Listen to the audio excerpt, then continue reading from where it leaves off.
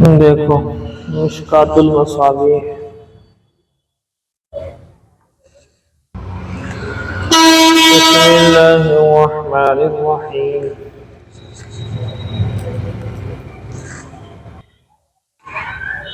وعن ابی ہریرہ رضی اللہ تعالی عنہ قال قال رسول اللہ صلی اللہ علیہ وسلم، حضرت ابو ہریرہ سے روایت ہے کہ رسول اللہ صلی اللہ علیہ وسلم نے ارشاد فرمایا، ما اذن اللہ لشیء ما اذن لنبی یتغنى بالقرآن، ما اذن اللہ لشیء، اللہ تعالیٰ نے کسی چیز کی طرف کان نہیں لگایا، ما اذن لشیء، جتنا کہ ایک نبی کی آواز کی طرف کان لگا کر کے سنتا ہے۔ اللہ تعالیٰ کسی کی بھی آواز کو اتنا نہیں سنتا جتنا کہ کسی نبی کی آواز کو کان لگا کر سنتا ہے، جبکہ یتغنى بالقرآن، جبکہ نبی کلام پاک کو خوش اندازی کے ساتھ پڑھے، خوش اسلوبی، خوش الحانی کے ساتھ پڑھے۔ اس لیے اللہ کے قرآن کو اگر اللہ نے اچھی آواز دی ہے تو بڑے اچھے انداز میں لب و لہجے کے ساتھ پڑھنا چاہیے، لیکن لب و لہجے میں اس کا خیال رہے کہ اس کی جو طرز ہو گانے کی نہ ہو، اور اس میں قواعد کا لحاظ کیا جائے، کھینچنا کھانچنا من مرضی کا نہ ہو بلکہ کھینچنا کھانچنا قواعد کا ہو۔ ایسا نہ ہو کہ جہاں ہمارا دل کرے وہاں ہم نے کھینچ دیا اچھی آواز کی وجہ سے، اور حالانکہ وہاں کھینچنے کھانچنے کا حساب ہی نہیں تھا۔ یہ بات غلط ہے بلکہ ناجائز ہے۔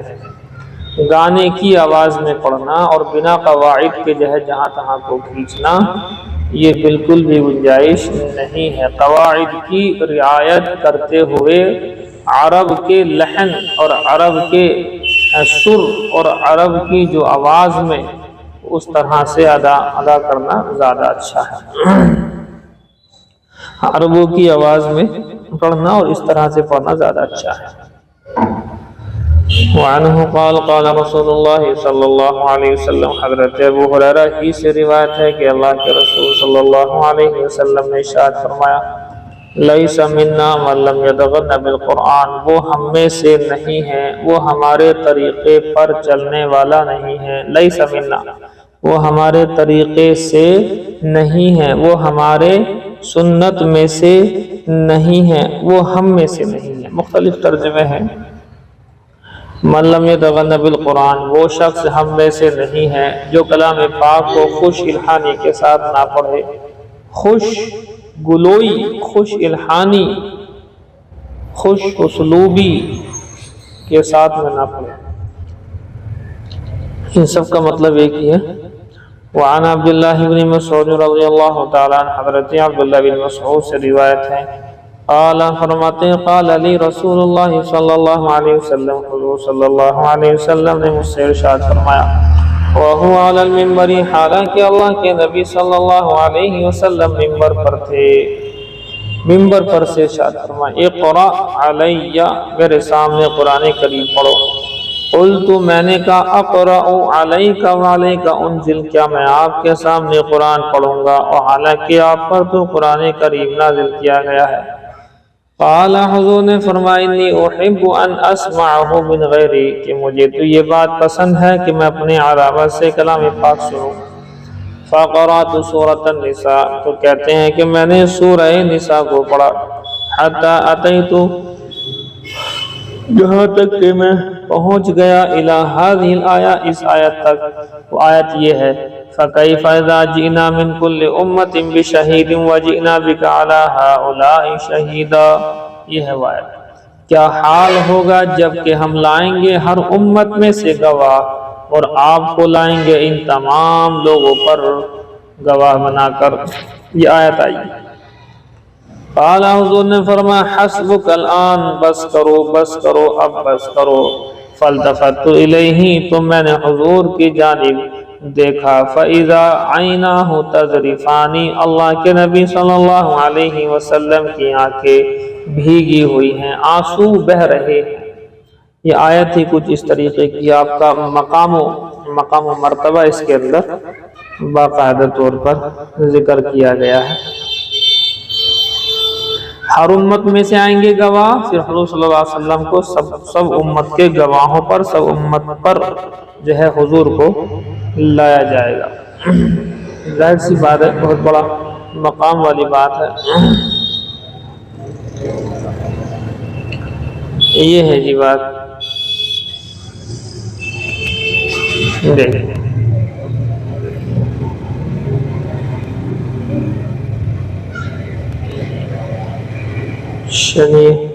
وعن انس رضی اللہ تعالی عنہ قال قال رسول اللہ صلی اللہ علیہ وسلم لابی بن کعب، حضرت انس سے روایت ہے کہ اللہ کے رسول صلی اللہ علیہ وسلم نے ارشاد فرمایا ابی بن کعب سے۔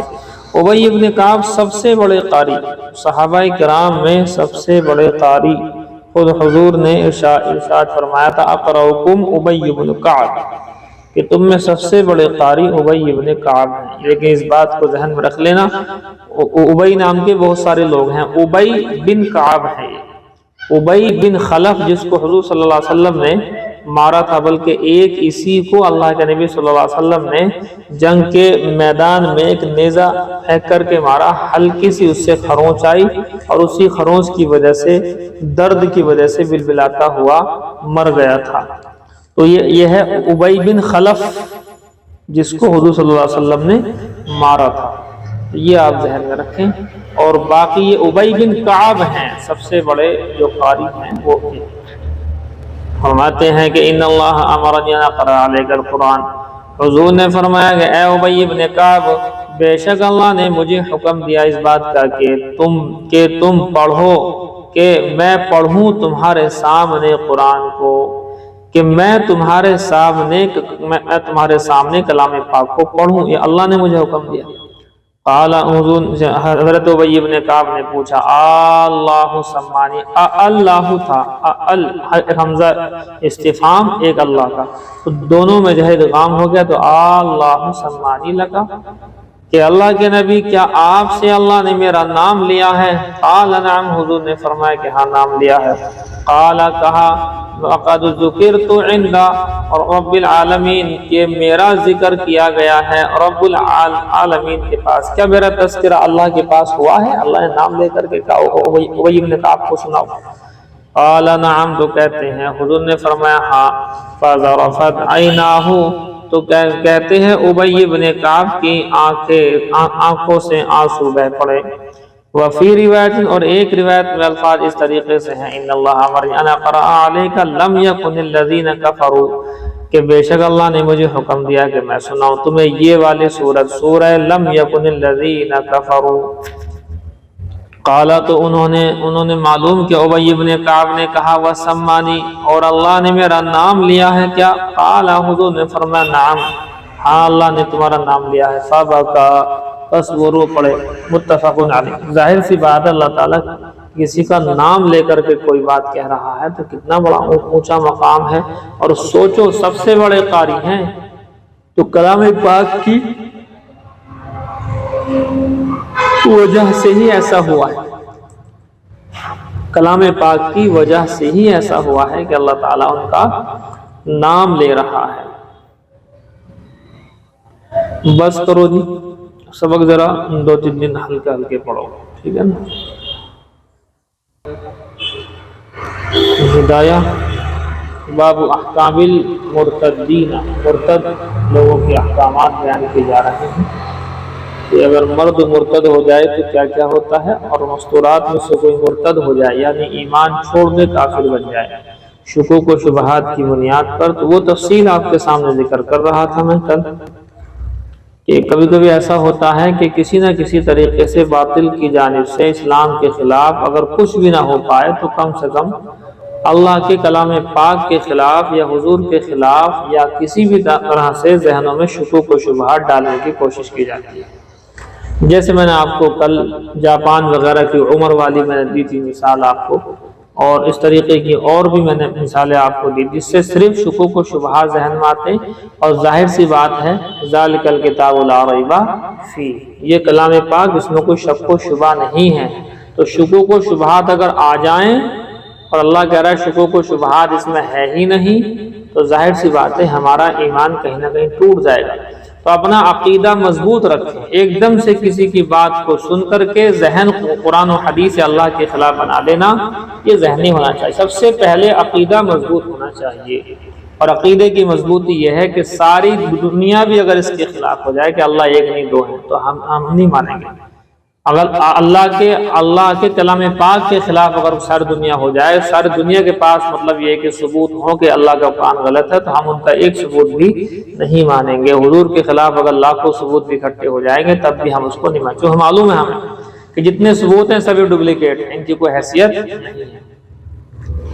یہ ہے جی بات۔ تو ایک تو اپنا عقیدہ مضبوط ہو، اور اس کے بعد آپ دیکھیں تو میں کل یہ کہہ رہا تھا کہ بعض دیوبند کے علاقے کی بات ہے یہ، تو وہاں پر عورتوں نے، عیسائی عورتوں نے گھروں میں آنا شروع کیا، اور گھروں میں آ کر کے جو ہے پہلے تو حضور کے متعلق باتیں بتائیں کہ دیکھو نبی کتنے اچھے ہیں، ان سے بڑا کوئی نبی نہیں ہے، یہ ساری باتیں کرتے کرتے اب لاسٹ میں انہوں نے ان عورتوں کے دماغ میں جو ان کی باتوں کو سن رہے تھے،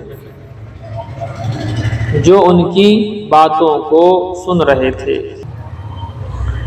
تو عرض کر رہا تھا کہ دیوبند کے علاقے میں وہ مستورات آئیں، مجھے وہیں پر خبر لگی، انہوں نے آ کر کے پہلے تو حضور کے متعلق اور کلام پاک کے متعلق بہت ساری باتیں اچھی بتائیں۔ اس سے عورتوں کا ذہن وہاں یہ بنا کہ یہ تو بہت اچھی عورتیں ہیں، دین کی باتیں بتاتی ہیں، لیکن انہوں نے تھوڑی سی بات اس طرح کی کہنی شروع کی۔ اس میں سے ایک سوال یہ تھا جو اس وقت ہمارے پاس آیا ہوا تھا، ہم لوگ سے لوگ دیوبند سے بھی غیر مسلموں میں کام کرتے تھے اسلام کا، تو وہاں پر یہ سوال آیا کہ ایسے چند عورتیں گھوم رہی ہیں، اور ان کی زبانوں پر پہلے ایسے ہوتا اور بعد میں وہ یہ سوال کرتی ہیں کہ دیکھو نبی تو اتنے بڑے ہیں، اور لیکن کلام پاک میں نام ان کا صرف 5 مرتبہ آیا ہے، اور حضرت موسیٰ 125 مرتبہ نام، حضرت عیسیٰ کا بھی لگ بھگ اتنا ہی ہے۔ میں آپ کو ڈیٹیل میں بول دیتا ہوں کیونکہ ذہن میں فی الحال رہا نہیں، ایک زمانہ ہو گیا۔ 1 منٹ آپ ہولڈ رکھیں گے۔ حضرت عیسیٰ کا نام، حضرت عیسیٰ کا نام دیکھتے ہیں کہ 25 مرتبہ آیا، جو آپ سے میں نے ذکر کیا تھا، اور دیوبند وغیرہ اس کے جامع بن نوری ٹاؤن وغیرہ کے فتووں کے اندر یہی ذکر ہے۔ اس میں لکھا ہے کہ حضرت عیسیٰ کا جو نام ہے وہ 25 مرتبہ آیا، تو آپ وہی لے لیجیے آپ جو وہاں پر آیا ہوا ہے۔ تو کہنے لگی بتائیے جس کا نام 25 مرتبہ آ جائے وہ بڑا، یا جس کا نام 5 مرتبہ آئے گا وہ بڑا؟ یہ شوشہ چھوڑ دیا اور چھوڑ کر کے وہ چلی گئی۔ وہاں کی عورتوں کے ذہن کے اندر بعض کی، سب کے تو نہیں، جن سے بات ہوئی تھی انہیں کی بات چل رہی ہے، انہوں نے پھر یہ سوال بھیجا، جو ہماری کمیٹی تھی غیر مسلموں میں کام کرنے کی، وہاں سوال آیا، پھر اس سے ہم سے آیا، پھر اس کو باقاعدہ اس کی محنت کی گئی، اور ایک درس وغیرہ مطلب مستورات میں بورڈ پر میں نے بھی دیا وہاں پر، اور تاکہ وہ مستورات ریڈی ہو جائیں، اور اس طرح کی عورتوں کا مقابلے کے لیے ان کو ہم نے ریڈی کیا۔ ان کے والد صاحب وغیرہ وہیں پر بیٹھتے تھے میرے پاس، اور وہ پردے میں جو ہے ادھر بیٹھ جاتی تھی سامنے الگ، اور وہ بورڈ تھا، بورڈ کے اوپر لکھ کر کے اس کے جوابات دیا کرتے تھے، اور یہ سب بہرحال۔ تو وہاں سے پھر ان کا جو ہے باقاعدہ مقابلہ ہوا، اور وہ عورتیں وہاں سے بھاگی جنہوں نے شکوک و شبہات عورتوں کے ذہن میں ڈالا۔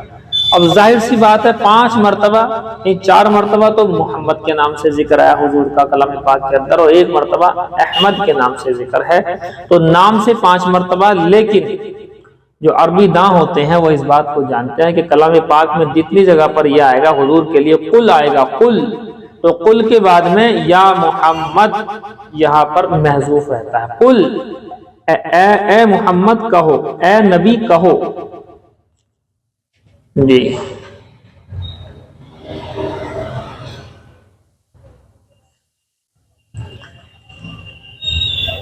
جی سمجھ میں آئی آپ کی بات؟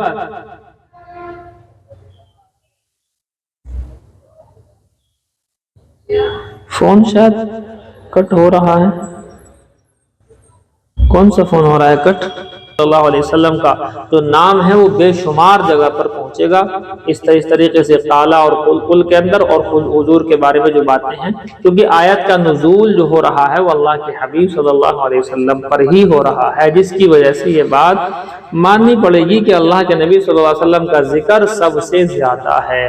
اگر حضرت عیسیٰ کا بھی ذکر ہو رہا ہے تو وہ تو حضور سے رہا ہے نا، اس میں مخاطب تو نمبر 1 پر حضور ہیں، تو اس لیے ان کو سمجھایا گیا۔ بہرحال وہ وہاں سے مرتد ہونے والی بات ختم ہوئی۔ اس کے بعد جتنی بھی جو ہے آپ دیکھیں ویب سائٹس وغیرہ ہیں، یہ تمام کی تمام کے اندر عیسائی، یہودی اور ہندو یہ تمام کے تمام محنت کر رہے ہیں۔ اور ہمارے ہاں چونکہ انہیں معلوم ہے کہ ایک بہت بڑی دیوار یہ ہے ان کے ہاں پر اسلام میں کہ اگر سارے انبیاء کو مانا کسی ایک کا انکار کر دے تو سارے انبیاء سے ایمان ختم ہو جاتا ہے، ساری کتابوں کو مانا کسی ایک کتاب کا انکار کر دے تو ساری کتابوں کا ایمان ختم ہو جاتا ہے، سارے جتنے بھی چیزیں ہیں آپ جتنے بھی مطلب فرشتے ہیں ان کو آپ نے مان لیا اور ایک فرشتے کا انکار کیا سارے کے سارے فرشتوں سے ایمان ختم ہو جاتا ہے۔ تو ایک لفظ کے انکار کرنے سے ہمارا سارے کا سارا مذہب ہی ختم ہو جاتا ہے۔ جیسا کہ مثال کے طور پر کوئی آدمی سارے کے سارے دین کو مانتا ہے اور نمازوں کو یوں کہتا ہے کہ نہیں 5 نہیں 3 ہے، بس 2 نمازوں کا انکار۔ اب ظاہر سی بات ہے 2 نمازوں کا انکار، ایسے لوگ ہیں موجود، اس لیے میں آپ کو مثال دے رہا ہوں۔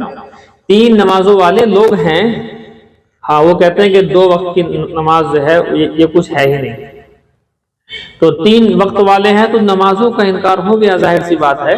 تو 2 نمازوں کے انکار سے معاملہ ختم ہو جائے گا؟ نہیں ہو جائے گا۔ ایک نماز کے انکار سے، بلکہ نماز کی آیت کے لفظ کے انکار سے معاملہ خراب ہو جائے گا۔ تو انہیں معلوم ہے یہودیوں کو یہ بات کہ صرف ان کے ذہن میں ہمیں یہ چیزیں ڈالنی ہیں، اس کے علاوہ کوئی بات نہیں ہے، باقی مرتد تو یہ خود ہی ہو جائیں گے۔ اب اس طرح سے جو ہے بہت سارے لوگ مرتد ہو چکے ہیں، سمجھ میں آ رہی ہے بات؟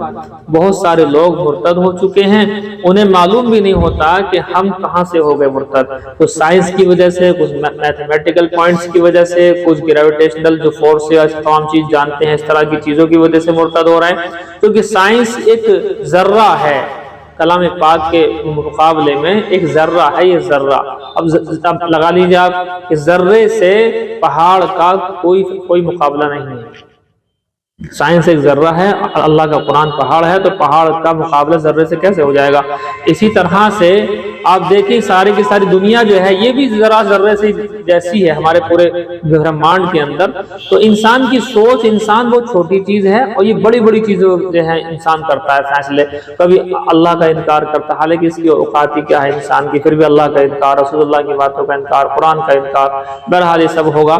تو آپ یہ سمجھیے کہ مرتد جو ہے ہونے کے اسباب اس وقت بہت زیادہ ہیں، ہمیں ہر طرح کے اسباب سے اپنے آپ کو محفوظ رکھنا ہے، اور ہر طرح کے اسباب سے محفوظ رکھنے کے لیے چند پوائنٹ ہیں۔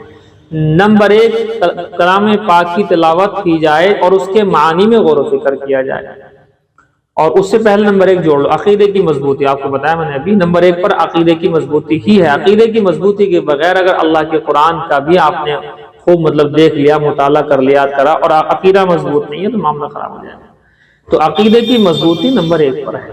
اس کے بعد آپ آئیے کہ کلام پاک کی تلاوت صبح شام جیسے بھی آپ کا موقع لگے کم سے کم 3 پارے یا 1 پارہ کم سے کم آپ اس میں پڑھیں، اور احادیث جو آپ پڑھتے ہیں اس کو یقین کے ساتھ پڑھیں کہ جو کچھ پڑھا جا رہا ہے قرآن و حدیث کی باتیں ہیں، یہ سب حق ہے، یہ سب سچ ہیں، ان کے خلاف نہ ہم کمپرومائز ہمارے ہاں سے نہیں ہوگا۔ یہ ہے جی بات۔ تو بہرحال یہ 2-3 چیزیں ہیں، ان کو آپ ذہن میں رکھو، چونکہ مرتد کے احکامات چل رہے ہیں تو مرتد ہونے کے اسباب کی بات بھی آئے گی جو کتاب میں ہے ہی نہیں۔ تو اسباب مرتد، اسباب ارتداد کیا کیا ہے؟ اسباب ارتداد میں ایک بہت بڑا ارتداد کا سبب ہمارا یہ موبائل بھی ہے، یاد رکھنا جو بات ہے اس کو ہم کہیں گے۔ اسباب ارتداد میں بہت بڑا سبب یہ ہمارا موبائل بھی ہے، چونکہ موبائل میں ہزاروں چیزیں انسان دیکھتا ہے ریلز کی شکل میں، کب اس کا کہاں ذہن بن جائے، کس طریقے کی بات بن جائے، تو لہٰذا اس سے ایمان کا خاتمہ ہو جاتا ہے اور اس کو محسوس بھی نہیں ہوتا ہے۔ آپ کو اتنا بڑا عالم ہو جو ہر بات کی چھان پھٹک کر لے، کوئی عالم ہو اتنا بڑا تو بات بنتی ہے، لیکن جو ہے کوئی عالم نہیں ہے، جانکاری نہیں ہے، جانکاری لینے کے لیے اس سے سیکھ رہا ہے تو یہ تو باقاعدہ مرتد بھی ہو جائے گا آدمی، اور ہو رہے ہیں۔ موبائل کے ذریعے سے مرتد ہونے والوں کی تعداد بہت زیادہ ہے۔ موبائل کے ذریعے سے مرتد ہونے والوں کو کہتے ہیں ذہنی مرتد، یہ نوٹ کر لیجیے آپ، ذہنی ارتداد کا شکار ہو جاتے ہیں وہ لوگ ذہنی اعتبار سے۔ آپ کو دیکھے گا نماز پڑھ رہا ہے وہ بندہ آپ کے ساتھ، آپ کو دیکھے گا کہ آپ بالکل جو ہے ٹوپی لگائے ہوئے، آپ کو دیکھے گا ساری چیزیں بڑھیا ہیں، آپ کو دیکھے گا، لیکن وہ ذہنی اعتبار سے مرتد ہو چکا ہوگا اسلام پر، اندر اس کو اعتراضات ہوں گے، اور وہ کم علمی یا سائنس یا کسی اس طریقے کی وجوہات کی بنیاد پر ہوتا ہے۔ بہرحال یہ بات لمبی ہے، یہ میں آپ کو کھل کر بتانا چاہتا ہوں تاکہ ارتداد کے اسباب سے آپ بھی بچیں، اور جتنی مستورات ہیں ان کو بھی آپ اس طرح کے ارتداد کے اسباب سے بچائیں۔ یہ ارتداد کے اسباب سے بچنا اس وقت فرض عین ہے، اور بچانا بھی فرض عین ہے۔ سب ایک دوسرے کو جو ہے ارتداد کے اسباب سے محفوظ رکھیں، مرتد ہونے کے، اسلام چھوڑنے کے اسباب سے دور رکھیں۔ چلیے بہرحال گھنٹہ ہو گیا آپ کا، آپ جائیے دوم والوں کو بھیجیے گا،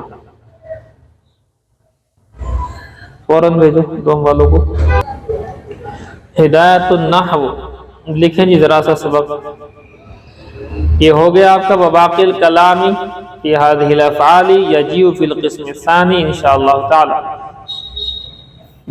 آگے دیکھیں، فصل لکھیں، اسم ما ولل مشبہتین،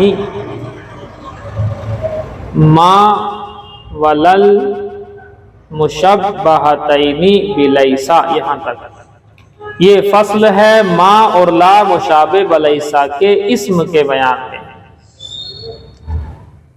یہ فصل ہے،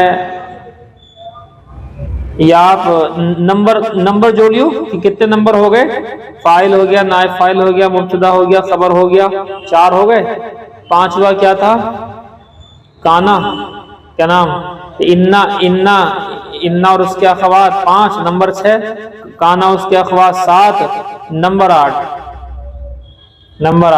7 ہے 8 ہے یہ 7، نمبر 7 دیکھو، ما ولا مشابہ بلیسا کا اسم، نمبر 7 مرفوعات میں سے نمبر 7، مرفوعات میں سے 7ویں قسم ما ولا مشابہ بلیسا کا اسم ہے، وہی جو اوپر آیا تھا۔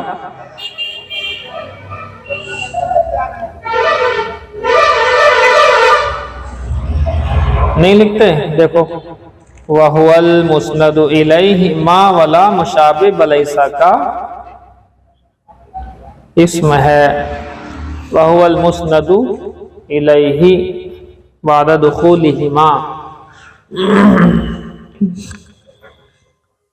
اور وہ مسند الیہ ہوتا ہے ما اور لا کے داخل ہونے کے بعد، مسند الیہ ہوتا ہے ان دونوں کے داخل ہونے کے بعد، ان دونوں کہہ لو اور ما و لا کہہ لو، بات تو ایک ہی، بعد دخولہما، ان دونوں کے داخل ہونے کے بعد۔ نحو جیسا کہ ما زید قائما، ما زید قائما، جیسا کہ زید نہیں کھڑا ہے۔ لیسا کے مشابہ ہے نا، لیسا کے معنی نہیں، زید نہیں کھڑا ہے۔ ولا رجل افضل منک، یہاں بھی لا کے معنی نہیں کہ لیسا کے مشابہ، اور کوئی مرد تم سے افضل نہیں ہے۔ ولا رجل افضل منک، کوئی شخص تم سے افضل نہیں ہے۔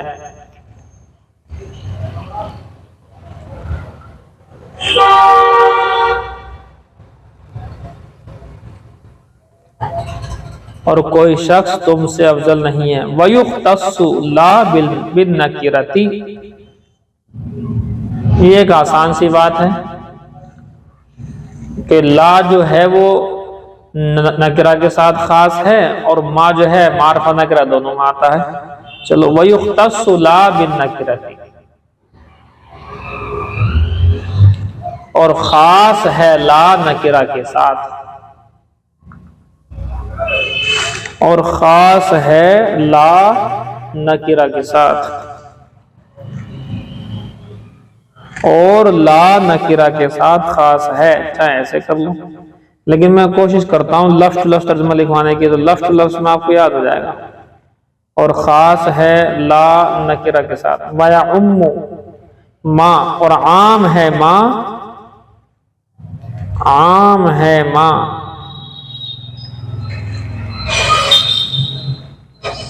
بالمعرفتی والنکرتی،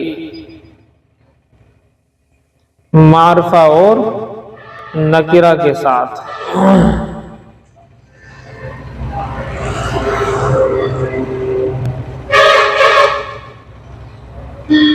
اور نکرہ کے ساتھ۔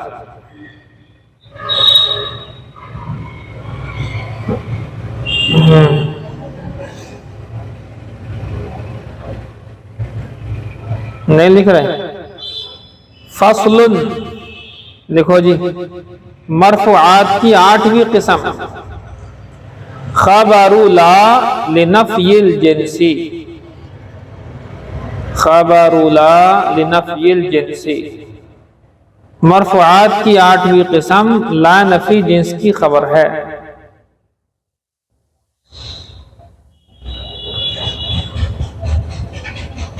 8ویں قسم بنے گی نا ابھی، جب وہ 7ویں تھی تو،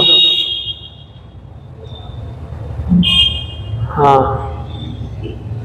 مرفوعات کی 8ویں قسم لا نفی جنس کی خبر ہے۔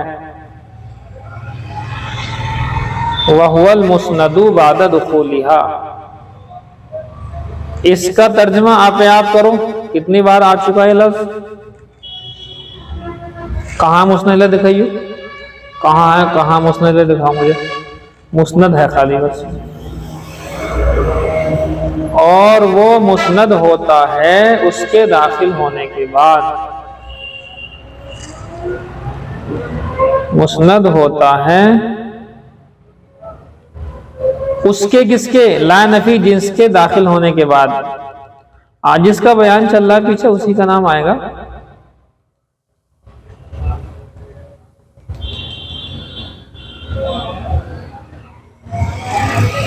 نحو، جیسا کہ، قلم تیز،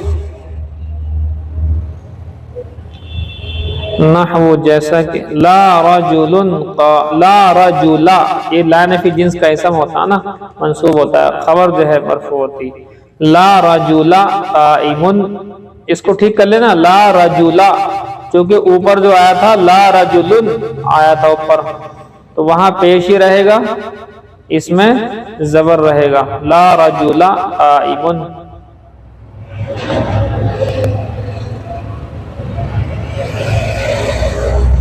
نہیں سمجھتے؟ کوئی شخص کھڑا نہیں ہے، کوئی نہیں کھڑا، کوئی شخص کھڑا نہیں ہے۔ ارے 8 ہی قسم تو ہیں، تو ہو گئی پوری بس، مرفوعات کا بیان مکمل ہوا۔ نیچے کو لکھ دیو موٹا موٹا، اگلا بیان لکھوائیں گے تو اگلے صفحے سے لکھا جائے گا۔ اب یہ بتاؤ صفحے کتنے ہو گئے سب ٹوٹل؟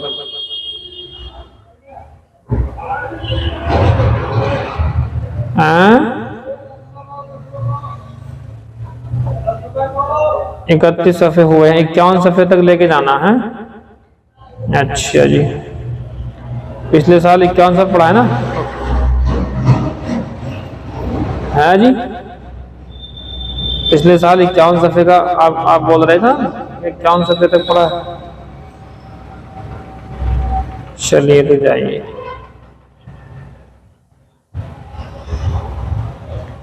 گھنٹہ ہو گیا؟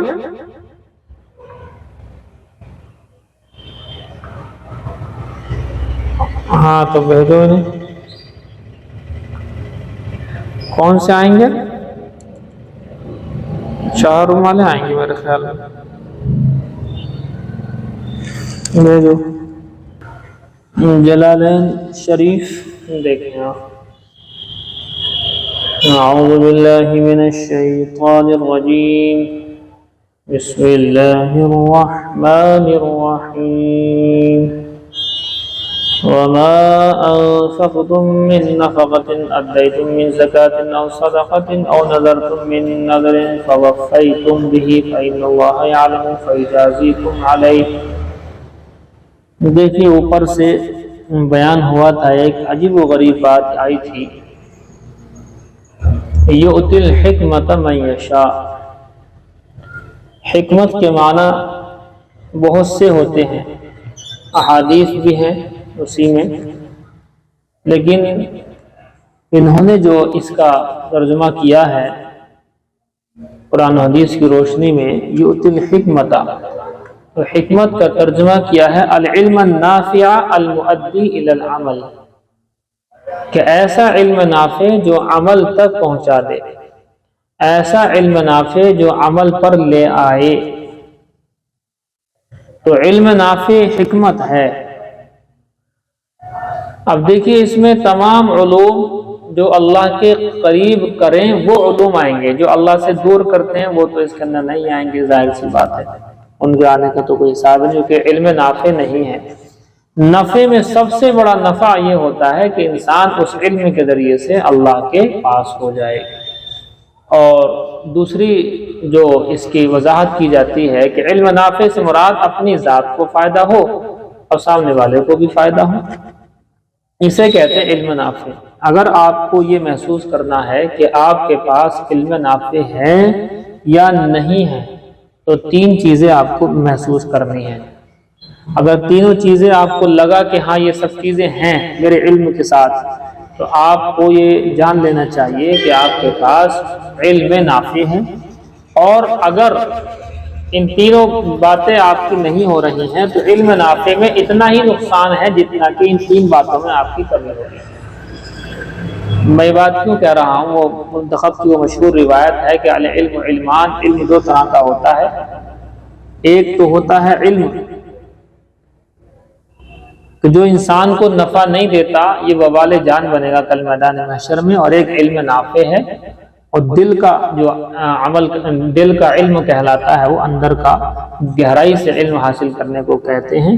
تو کل میدان محشر میں اس علم نافع کی وجہ سے انسان جنت کے اعلیٰ درجوں کے اندر پہنچے گا۔ اب پہچان کیسے کریں؟ نمبر ایک، آپ جو بھی علم اب تک آپ نے سیکھا ہے اسی کو دیکھا جائے گا جو آپ نے سیکھا ہے، اور ہم بھی اسی چیز کو دیکھیں گے جو ہم نے آج تک سیکھا ہے، سب کے لیے ہے۔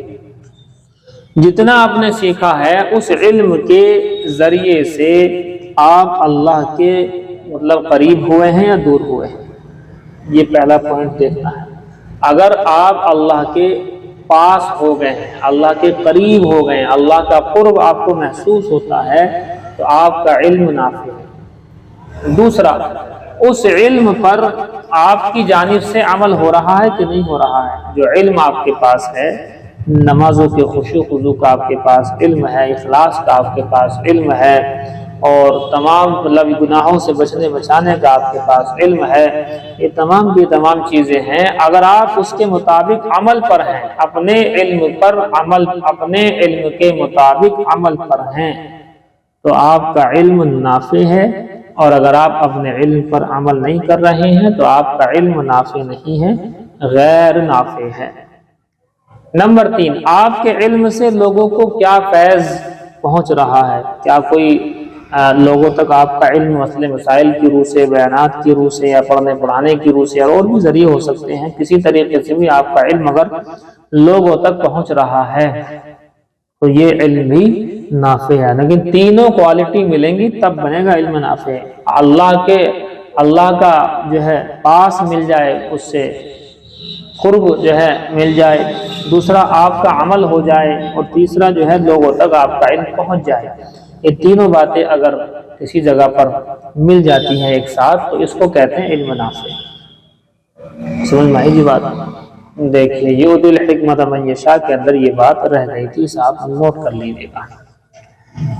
آگے دیکھیں، وما انفقتم من نفقۃ، ما اسم موصول، جو تم خرچ کرو، جو بھی تم خرچ کرو، اور یہ شروع میں جو ہے آ رہا ہے تو شرط کے معنی کو ہو جاتا ہے، شرط کے معنی کو متضمن ہو جائے گا شروع میں آنے کی وجہ سے۔ ما، جو تم خرچ کرو گے، ما انفقتم من نفقۃ، جو خرچ کرو من نفقۃ، کچھ خرچہ، کچھ بھی خرچ کرو گے، کیا کیا ہو سکتا ہے؟ تو خود کہہ رہے ہیں ادیتم من زکات او صدقۃ، یا تم نے زکات دی ہو یا اپنے جو ہے عام آپ نے صدقہ دیا ہو، عام صدقہ یا زکات، یہ سب اس کے اندر شامل ہیں۔ اور بھی کچھ ہو سکتا ہے، زکات بھی شامل ہے، فطرہ بھی شامل ہے، اور جو بھی کچھ ہے، لیکن نظر نہیں ہے اس میں شامل۔ کیوں؟ وہ آ رہا ہے آگے، او نظرتم من نظر، اس لیے نہیں ہے شامل وہاں، اس کو الگ سے بیان کر دیا گیا۔ یا تم نے کوئی نظر مان لی ہو، فوفیتم بھی، نظر مان کر اس کو پورا بھی کیا ہو، جی نظر مانی ہو اور نظر مان کر اس کو مکمل بھی کیا ہو۔ یہ نہیں کہ صرف ہم نے خالی بول دیا کہ اگر ہمیں شفا ہو گئی تو ہم جو ہے 50 رکعت نفل انشاءاللہ پڑھیں گے، اور شفا ہو گئی تو آپ نے وہ نفل نہیں پڑھی، تو یہ بات ٹھیک نہیں ہے۔ تو یہ ہے جی، او نظرتم من نظر فوفیتم بہ، یا کوئی نظر مانی، لیکن آپ ایک چیز اور سمجھیے گا، نظر ماننے کو بہتر نہیں کہا گیا ہے، یہ ایک میں الگ سے بتا رہا ہوں، روایت کے اندر ذکر ہے، مسلم شریف وغیرہ کی روایتیں مل جائیں گی جس کے اندر یہ آیا کہ نظر ماننے کو بہتر نہیں کہا گیا ہے، جی اس کی وجہ یہ ہے کہ جو اعمال واجب ہیں، فرض ہیں، ضروری ہیں، ان کا مکمل کرنا انسان کے لیے مشکل ہے، اور نظر مان کر کے ہم غیر ضروری کو اپنے اوپر ضروری کر رہے ہیں، تو ایسا غیر ضروری جو کہ واجب فرض آپ کے اوپر نہیں تھا، صرف نفل تھا، مستحب تھا، آپ نے نظر مان کر کے اپنے پر اس کو واجب کر لیا، تو فرماتے جائز تو ہے لیکن اچھا نہیں ہے، بہتر نہیں ہے، اسی لیے ہم رائے کسی کو بھی نہیں دیتے ہیں کہ آپ نظر مانیں، منت مانیں، یہ ہے جی بات۔ او نظرتم من نظر، یا تم نے کوئی نظر مان لی ہے، فوفیتم بھی، اور اس کو تم نے مکمل بھی کر لیا، فإن اللہ یعلم، تو اللہ تعالیٰ اسے جانتا ہے تو کیا ہوگا؟ فیجازیکم علیہ، اللہ اس کا بدلہ دے گا تم کو۔ وما للظالمین بمنع الزکاۃ والنذر، اور نہیں ہے وہ ظالموں کے لیے، من انصار آئے گا آگے نیچے، اور نہیں ہے ظالمین کے لیے کوئی مددگار۔ ظالم کو کس کو کہا گیا؟ دیکھو جی کس کو کہا گیا، ظالمین کے آگے بمنع الزکاۃ، زکات کو روکنے والا، نہ دینے والا ظالم ہے، والنذر، نظر کو پورا نہ کرنے والا ظالم ہے، او بوضع الانفاق فی غیر محلہ من معاصی اللہ تعالی، یا خرچ تو کر رہا ہے لیکن خرچ کو غیر محل میں رکھتا ہے اللہ کی نافرمانی میں سے، اللہ کی نافرمانی کے کاموں میں سے کسی جگہ پر اگر وہ خرچ کرتا ہے تو غیر محل میں خرچ کرنا کہلائے گا، یہ بھی ظالم ہے۔ اسی لیے کبھی کبھی کچھ مسئلے اس ٹائپ کے ہیں جس کو میں ذکر نہیں کرتے، کیونکہ سب اس کے اندر ہم پھنسے ہوئے ہیں، سب لے کر کے استاد سے لے کر شاگرد، شاگرد سے لے کر استاد، سب اس کے اندر پھنسے ہوئے ہیں، اس لیے اس مسئلے کو کوئی ذکر نہیں کرتا، لیکن بہرحال میں آپ سے ذکر اس لیے کر رہا ہوں، ہو سکتا آپ کا عمل ہو جائے، مجھ سے عمل نہ ہو۔ اور یہ روایت کے اندر رب مبلغ او عام سامع، کہ بہت سی مرتبہ ایسا ہوتا ہے جس کو بات پہنچائی جا رہی ہے وہ زیادہ عمل کر لیتا ہے بمقابل اس کے جو بات پہنچا رہا ہے۔ اس لیے سے آپ کو میں ایک بات بتا رہا ہوں، ریچارج کرانا انٹرنیٹ کا، ریچارج کرانا انٹرنیٹ کا، اگر آپ کا زیادہ تر آپ اس سے صحیح استعمال کرتے ہیں، آپ کا استعمال کسی بزنس کی وجہ سے ہے نیٹ کا، یا آپ کا استعمال کسی پڑھنے پڑھانے کی وجہ سے ہے، صرف اور صرف پڑھنا پڑھانا یا کسی اور طرح، یعنی کسی جائز مقصد میں آپ کا نیٹ خرچ ہوتا ہے، تو یہ آپ کا خرچ جو ہے محل کے اندر کہلائے گا، جہاں خرچ ہونا چاہیے وہاں ہو رہا ہے، لیکن 99 بلکہ 99.99% لوگ ریچارج کراتے ہیں، غیر محل میں اپنا پیسہ خرچ کرتے ہیں، اللہ کی معاصی میں پیسہ خرچ کرتے ہیں، کیونکہ 99.99% لوگوں کا موبائل غلط استعمال ہوتا ہے۔ عام طور پر ایک وبا پھیلی ہوئی ہے، میں بڑا اس سے جو ہے دکھی بھی ہوں، اور میں خود بھی مطلب کوشش کرتے ہیں بچنے بچانے کی، لیکن آپ لوگوں سے کہہ رہے ہیں اس بات کو۔ آپ یہ سمجھ لیجئے کہ یوٹیوب کو دیکھنا ناجائز اور حرام ہے، یہ آپ لوگ جانتے ہیں، کیونکہ اپنی نگاہوں کو آپ بچا نہیں سکتے، اور یہ معلوم ہے کہ یہاں اگر ہمارے ہاتھ میں موبائل ہے، یوٹیوب کھلے گا تو ہم اپنی نگاہ کو بچا نہیں سکتے ہیں۔ آپ بچا رہے ہیں لیکن پھر بھی کہیں نہ کہیں تو اس کی ہم نے کچھ غور و فکر کی ہے اس کے بارے میں۔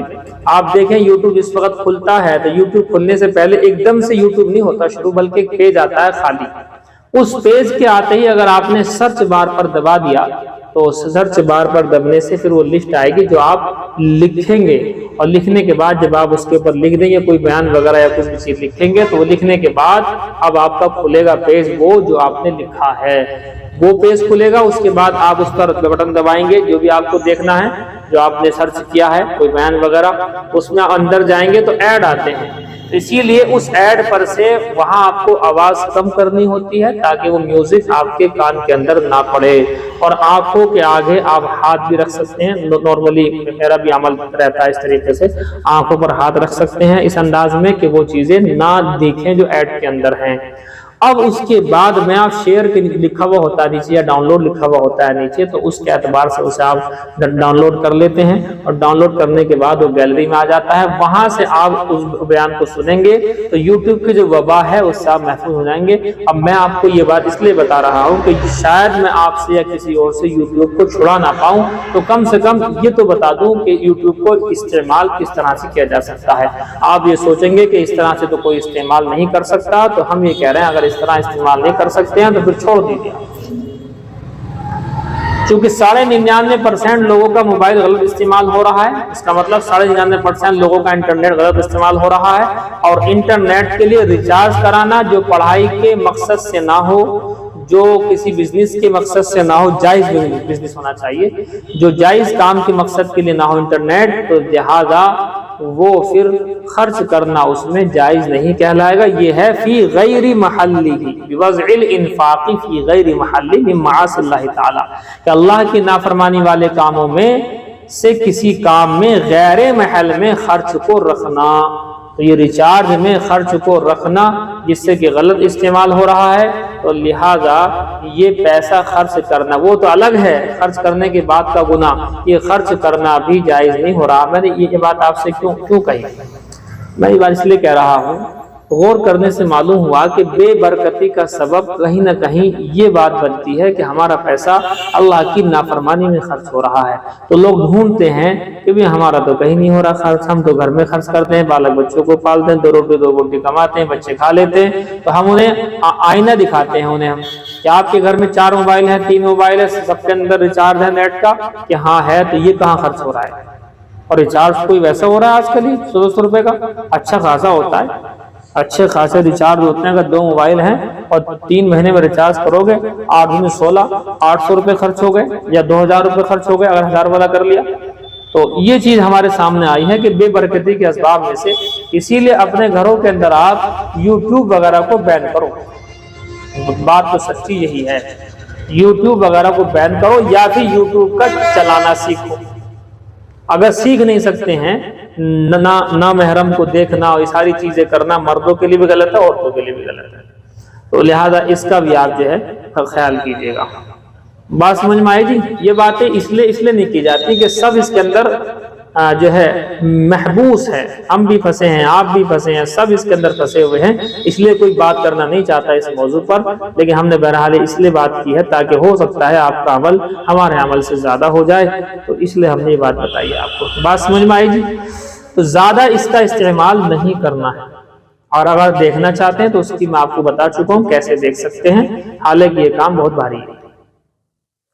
بہرحال حضرت ابی بن کعب سے معلوم کیا تھا حضرت عمر نے دنیا میں کس طرح سے رہیں، حضرت نے بتایا کہ کانٹوں دار جھاڑی کے اندر عمر تم جب چلتے ہو تو کس طرح سے، تو حضرت عمر نے فرمایا کہ میں ایسے چلتا ہوں کہ اپنے کپڑوں کو، اپنے آپ کو سمیٹتے ہوئے، کانٹوں سے بچتے ہوئے، چاروں طرف سے اپنے آپ کو ایسے کر کے نکلتا ہوں کانٹوں دار جھاڑی سے۔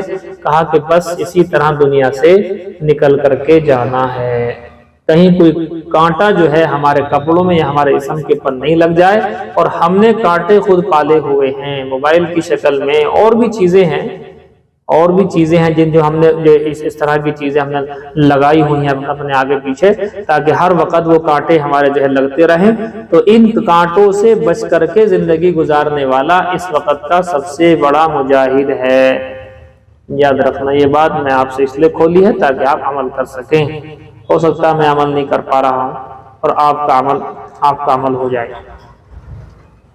یہ سوچ کر کے کہ میں عمل نہیں کر رہا ہوں تو میں آپ کو نہ بتاؤں، یہ بات ہے، غلط بات ہے۔ ہو سکتا ہے آپ کا عمل ہو جائے۔ دیکھیے جی، بہرحال کہاں گیا جی،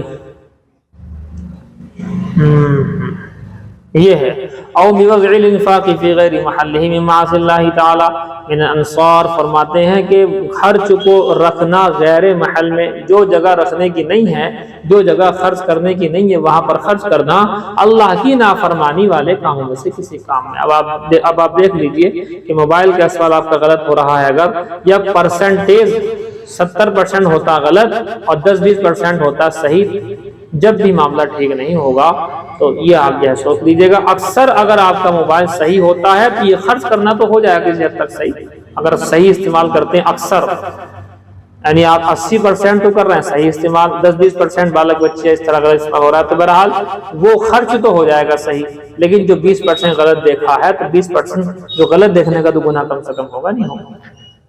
تو اس وقت کانٹوں دار دنیا میں سے اپنے دامن کو کیسے بچا کر کے لے کے جاؤ گے، یہ آپ کی ذمہ داری ہے، ہماری بھی ذمہ داری، اپنے سے۔ انصار فرماتے ہیں ایسے لوگوں کا کوئی مددگار نہیں ہوگا۔ اب سن لیجیے آپ کیا لفظ آ رہا ہے، ایسے ظالموں کا کوئی مددگار نہیں، اور ظالموں میں وہ بھی ہے جو غلط جگہ پر خرچ کر رہا ہے تو اس کا کوئی مددگار نہیں ہوگا۔ یہاں جو ہے دعاؤں کے لیے آ رہے ہیں لوگ، یہاں دعاؤں کے لیے آ رہے ہیں کہ صاحب دعا کر دو، خیر برکت نہیں ہے، اور اللہ یوں کہہ رہا ہے کہ تم ایسا کرو گے تو پھر تمہارا مددگار کوئی نہیں ہوگا۔ تو کون کرے گا جی مدد؟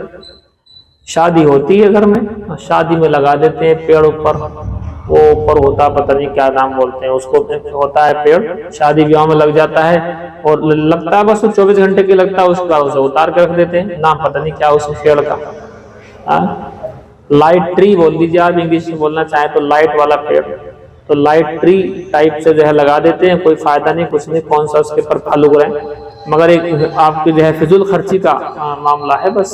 تو فضول خرچیوں سے گھر میں بے برکتی آتی، یاد رکھنا۔ سمجھ میں آ رہی جی بات؟ ارے سمجھ میں آئی؟ بھاری بات ہے، ہاں پتہ نہیں سمجھ میں آئے گی نہیں آئے گی یہ بات۔ دیکھیے من انصار، کوئی مددگار ہی نہیں ہوگا۔ اب جب مددگار نہیں ہے تو سارے مولوی مفتی مول بنے دعائیں کرتے رہو، یا اللہ فلاں فلاں کام چل جائے، کیسے چل جائے گا جب وہ غیر محل میں خرچ کر کے اس نے جو ہے زندگی خراب کر رکھی ہے اپنی۔ مانعین لہم من عذاب، فرماتے ہیں کوئی مددگار نہیں، مطلب یہ ہے کہ اس اللہ کے عذاب سے کوئی بچانے والا نہیں ہوگا، روکنے والا نہیں ہوگا۔ آگے دیکھیں ان تبدو تظہروا صدقات ای النوافل، فرماتے ہیں کہ اگر تم ظاہر کرو صدقات کو، اس سے مراد نوافل ہے، نفلی صدقات کو اگر تم ظاہر کر کے دو، فنعما ہی، تو یہ تمہارے لیے اچھا ہے، بہتر ہے، دے سکتے ہیں جی۔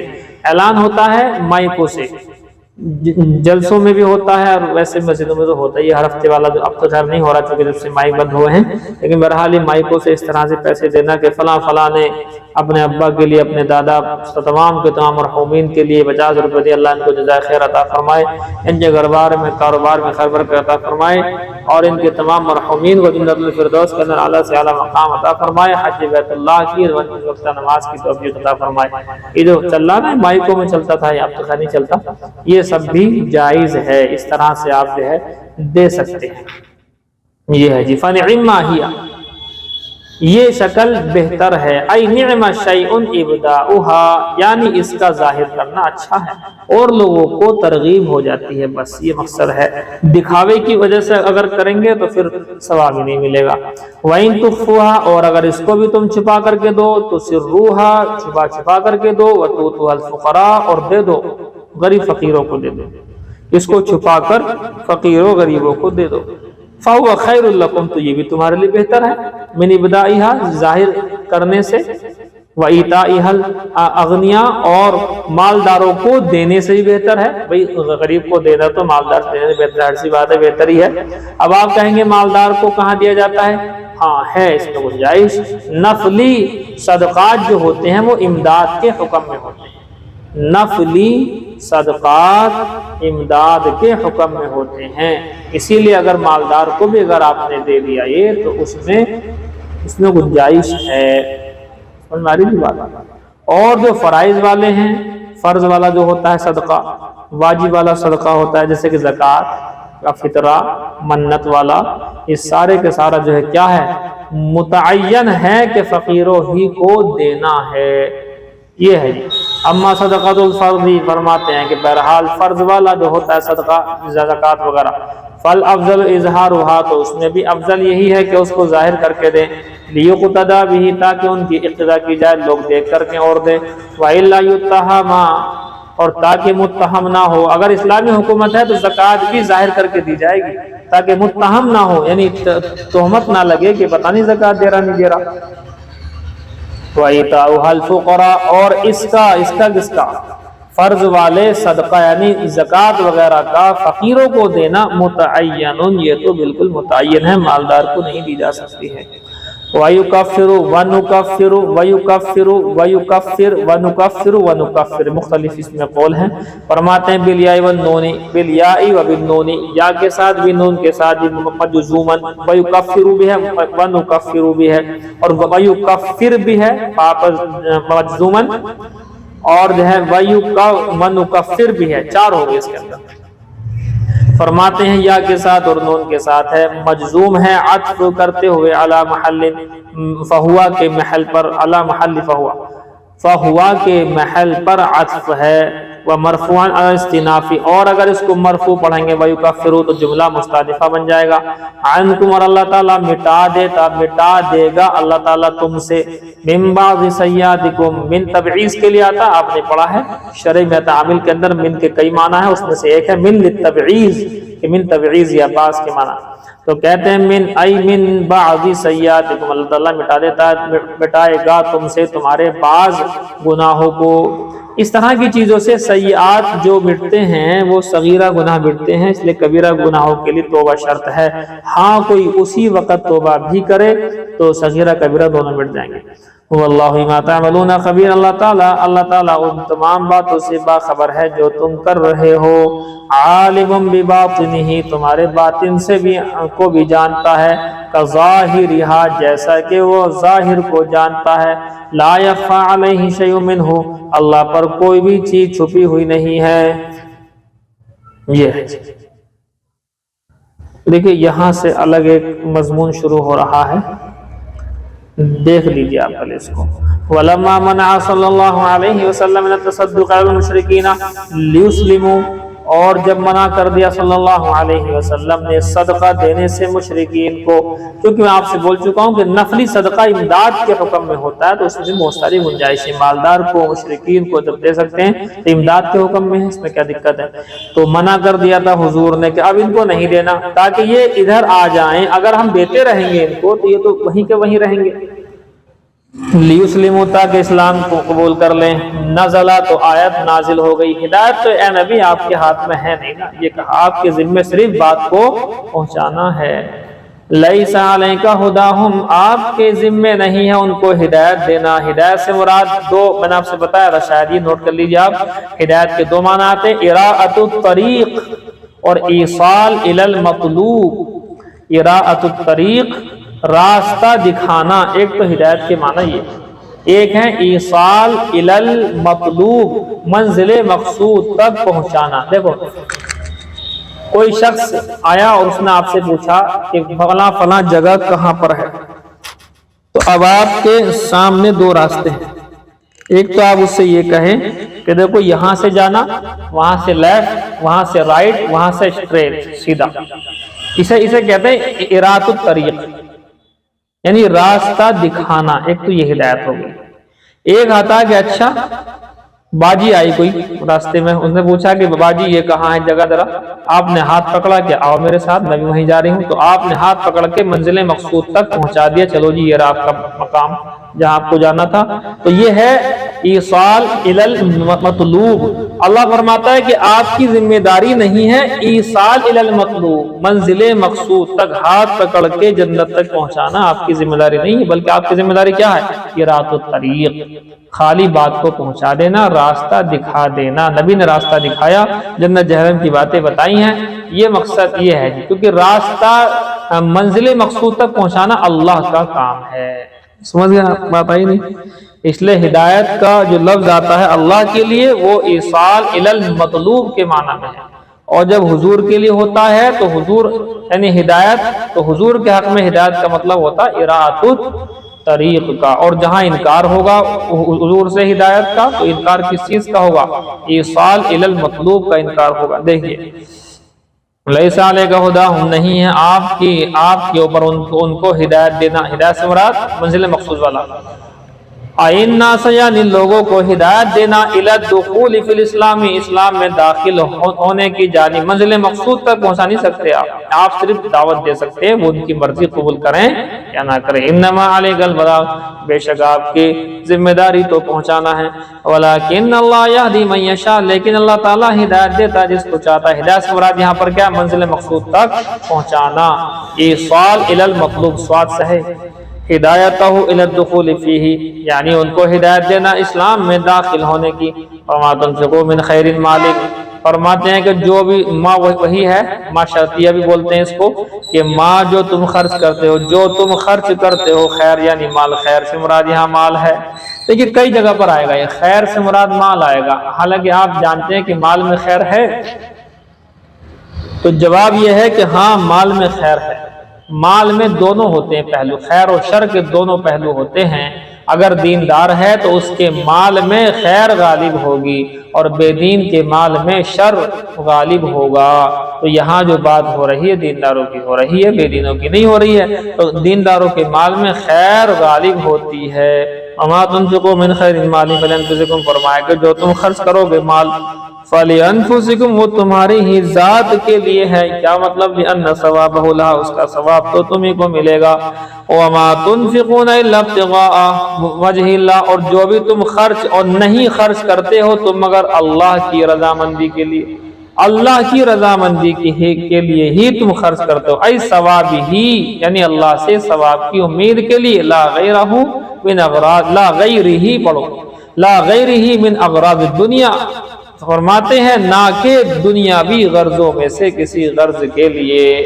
दुनिया के लिए आप खर्च नहीं करते, और दुनियादार लोग दुनिया ही के लिए खर्च करते हैं। ये खबर है, जुमला खबरिया है, बेमाना नहीं, फरमाते नहीं के माना में है।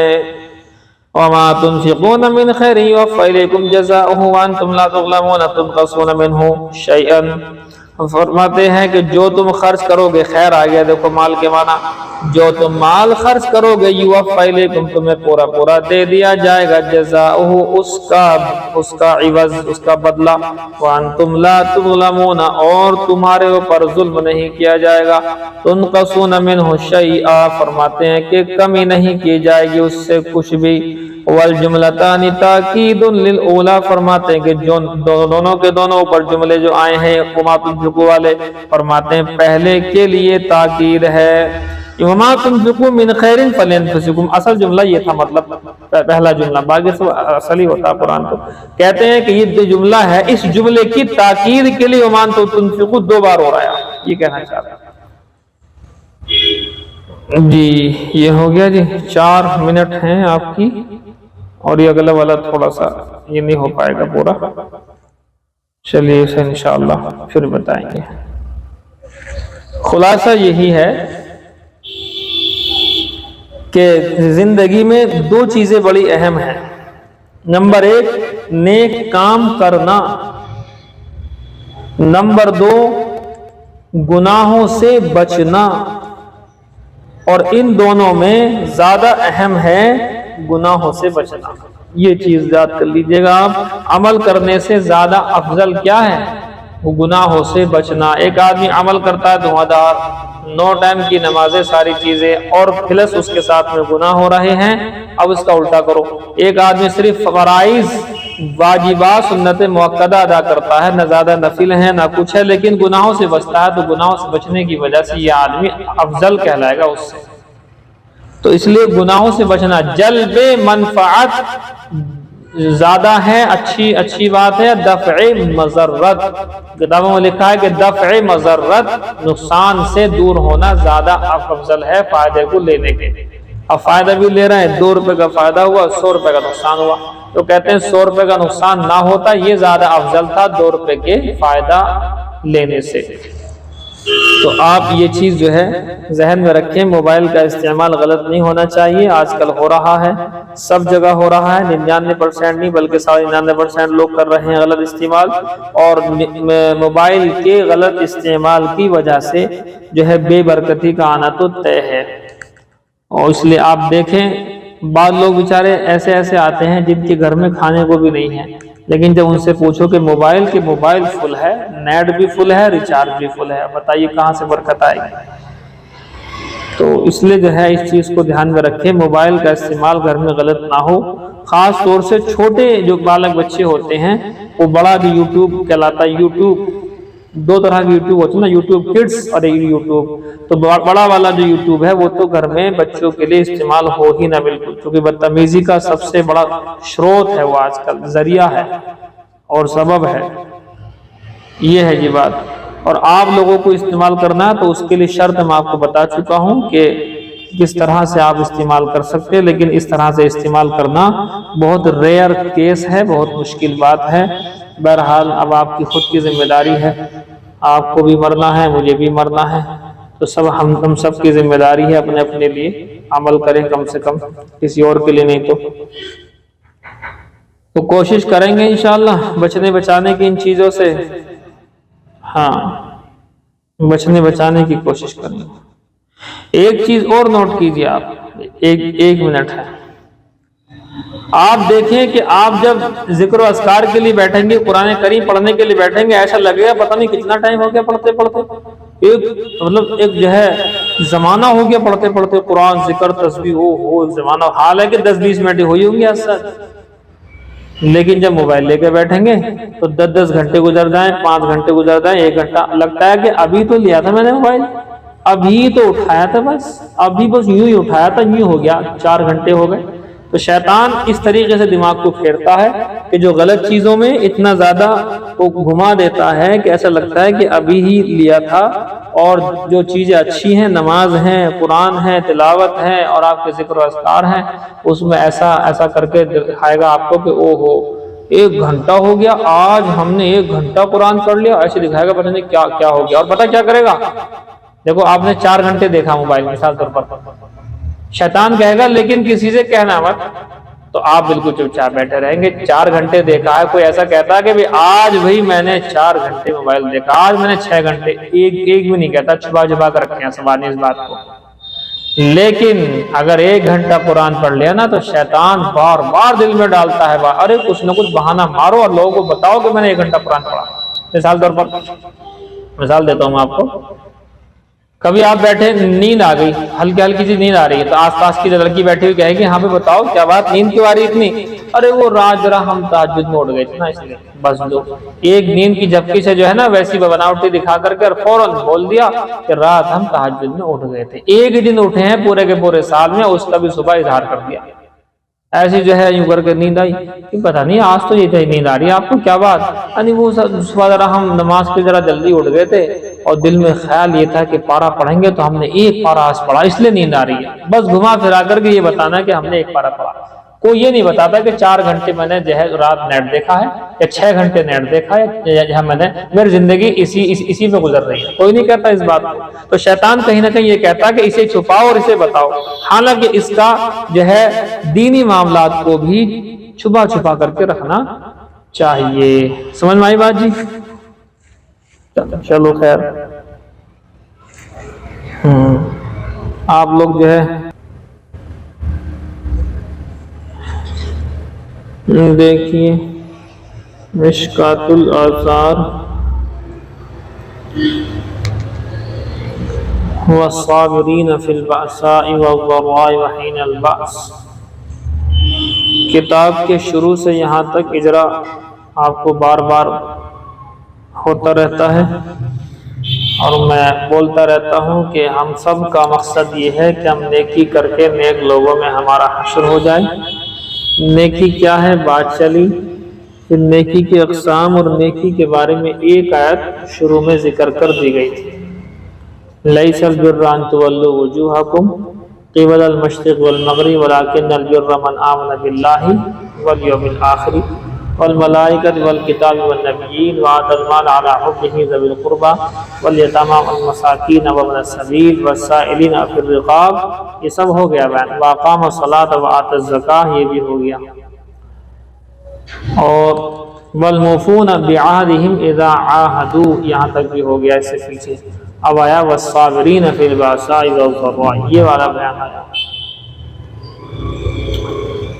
نیکوکار لوگ وہ ہیں کہ جو صبر کرتے ہیں بأسا سختی میں، الضراء تکلیف میں، سختی اور تکلیف میں صبر کرنے والے، وحین البأس اور لڑائی کے وقت، جنگ کے وقت بھی وہ لوگ صبر سے کام لیتے ہیں۔ اولئک الذین صدقوا، وہی لوگ ہیں جنہوں نے سچ کیا ہے، وہی لوگ وہ جو سچے ہیں۔ واولئک هم المتقون، اور وہی لوگ ہیں جو متقی ہیں۔ لیکن صبر کے بارے میں چاہیں تو آپ لکھ لیں ایک سائیڈ میں، صبر کے مختلف معنی ہیں، صبر کے مختلف معانی ہیں۔ نمبر 1، الصبر علی الطاعت، دیکھو نمبر 1 معنی الصبر علی الطاعت، اطاعت پر جم جانا، یہ صبر ہی کے معنی بتا رہا ہوں۔ صبر کے معنی لکھیں آپ۔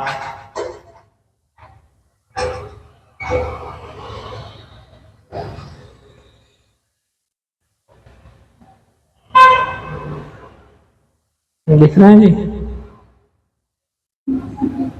صبر کی اقسام لکھیں آپ۔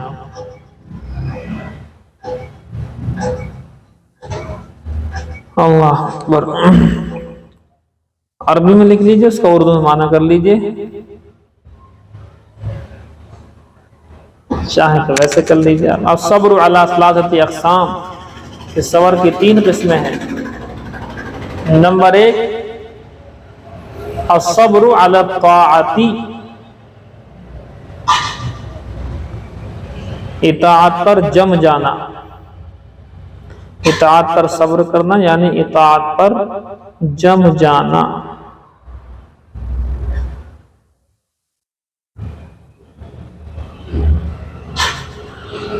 جی،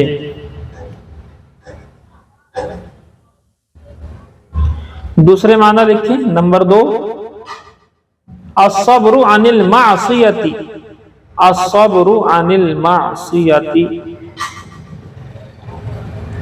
گناہوں سے صبر یعنی گناہوں سے پرہیز کرنا، بچنا گناہوں سے۔ جی، 2 ہو گئے۔ تیسرا لکھیں آپ، الصبر علی البلاء والمصیبہ، بلا اور مصیبت پر، جو کہہ لو تکلیف اور پریشانی پر صبر کرنا۔ یہ والے تیسرے والے معنی لوگوں کے اندر مشہور ہیں، لوگ اسی کو سمجھتے ہیں صبر، کہ بس کوئی دکھ تکلیف آ گئی اس کو ہم نے کر لیا برداشت، یہ ہمارا ہو گیا صبر۔ حالانکہ 2 قسمیں اور ہیں۔ صبر 3 قسموں کو مل کر کے ہی بنتا ہے۔ اگر آپ نے دکھ تکلیف پر کر لیا صبر، لیکن اطاعت پر نہیں جمے یا گناہ سے نہیں بچے تو ابھی مکمل نہیں ہے صبر، اور مکمل صبر نہیں ہے تو ان اللہ مع الصابرین، میں آپ کو میں نے بتایا تھا ان اللہ مع الصابرین مکمل نہیں ہوگا، بے شک اللہ صبر کرنے والوں کے ساتھ ہے۔ یہ جو صبر کرنے والے ہیں، یہ صبر سے مراد 3 کی 3 اقسام کا مجموعہ والا صابر ہے۔ یہ وہ نہیں ہے صبر صرف جو مصیبت آ گئی اس کو ہم نے کر لیا برداشت، باقی اطاعت پر نہیں جم رہے، گناہوں سے نہیں بچ رہے، تو ابھی صبر کا ایک حصہ ہوا ہے 1/3 اور 2 حصے باقی ہیں، تو اللہ کی معیت نصرتی ہمارے ساتھ مکمل نہیں ہوگی۔ دیکھیے جی کیا لکھا ذرا بتائیو، الصبر علی ثلاثۃ اقسام، الاول الصبر علی الطاعۃ، والثانیہ الصبر عن المعصیۃ، والثالثہ الصبر علی البلاء والمصیبت۔ کہہ سکتے ہو علی البلاء کی کافی ہے، تو یہ ہے جی، نہیں سمجھ میں آئی؟ دیکھیے روزے کے اندر یہ تینوں کی تینوں صبر نہیں، اور روزے کے اندر صبر کی تینوں اقسام موجود ہوا کرتی ہیں۔ نمبر 1 الصبر علی الطاعۃ، یہ اطاعت پر جم جاتا ہے، روزہ رکھنا اللہ رب العزت کی اطاعت ہی تو ہے۔ نمبر 2 گناہوں سے بچتا ہے، جو نہیں بچ رہا وہ جانے، ایک عام بات بتا رہا ہوں کہ انسان کوشش کرتا ہے روزے میں گناہوں سے بچنے سے۔ اور نمبر 3 تھوڑی بہت تکلیف دشواری بھی ہوتی، بھوک لگتی وغیرہ وغیرہ، پیاس لگتی ہے، اس کے اوپر صبر بھی کرتا ہے۔ تو تینوں اقسام اتم درجے میں موجود ہوتی ہیں روزے کے اندر، اس لیے روزے کا اور صبر کا کچھ جوڑ ہے۔ چلیے یہ بات آپ کی سمجھ میں آ گئی ہے، تو آپ آگے دیکھیں۔ تو کہتے ہیں والصابرین فی البأساء، اور صبر کرنے والے سختی میں، والضراء اور تکلیف میں، وحین الباس اور لڑائی کے وقت میں، اولئک الذین صدقوا، وہی لوگ ہیں جنہوں نے سچ کر دکھایا، واولئک هم المتقون، یہی لوگ متقی ہیں۔ ظاہر سی بات ہے اتنا بڑا صابر ہوگا آدمی جو اطاعت پر جمتا ہو، گناہوں سے بچتا ہو، تکلیف پر صبر کرتا ہو، تو ایسے آدمی کو متقی کہا جائے گا، پرہیزگار ہی کہا جائے گا، متقی پرہیزگار۔ دیکھیے ایک جملہ اور لکھ لیجیے، یہ بڑے کام آئے گا آپ کے۔ فتویٰ تقوی کی پہلی سیڑھی ہے، فتویٰ تقوی کی پہلی سیڑھی ہے، اے سمجھے؟ فتوے پر عمل کر لینا تقوی کی پہلی سیڑھی پر پہنچ جانا ہے۔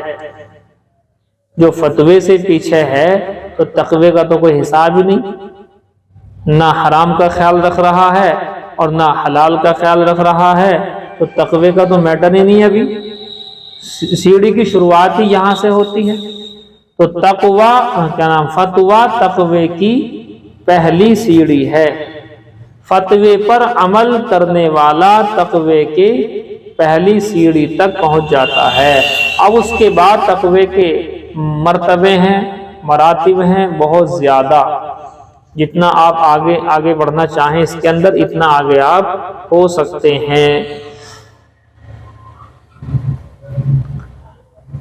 دیکھیے فتوے سے، دیکھو فتوے سے گمراہی کی طرف آنے میں ایک قدم لگتا ہے۔ تھوڑی سی بات گہری ہے لیکن لکھ لو، ہو سکتا اب نہ سمجھ میں آئے بعد میں سمجھ میں آ جائے کبھی۔ فتوے سے گمراہی کی طرف، یوں کہہ لو گناہ کی طرف آنے میں ایک قدم کا فاصلہ ہے، لیکن تقوی سے گناہ کی طرف آنے میں بہت زیادہ دوری ہے۔ تقوی سے گناہ کی طرف آنے میں بہت دوری ہے۔ اب اس کا آپ مطلب سمجھ لو ذرا سا، کھلے کانوں سے کھلی آنکھوں سے اس کا مطلب سمجھ لو۔ دیکھیے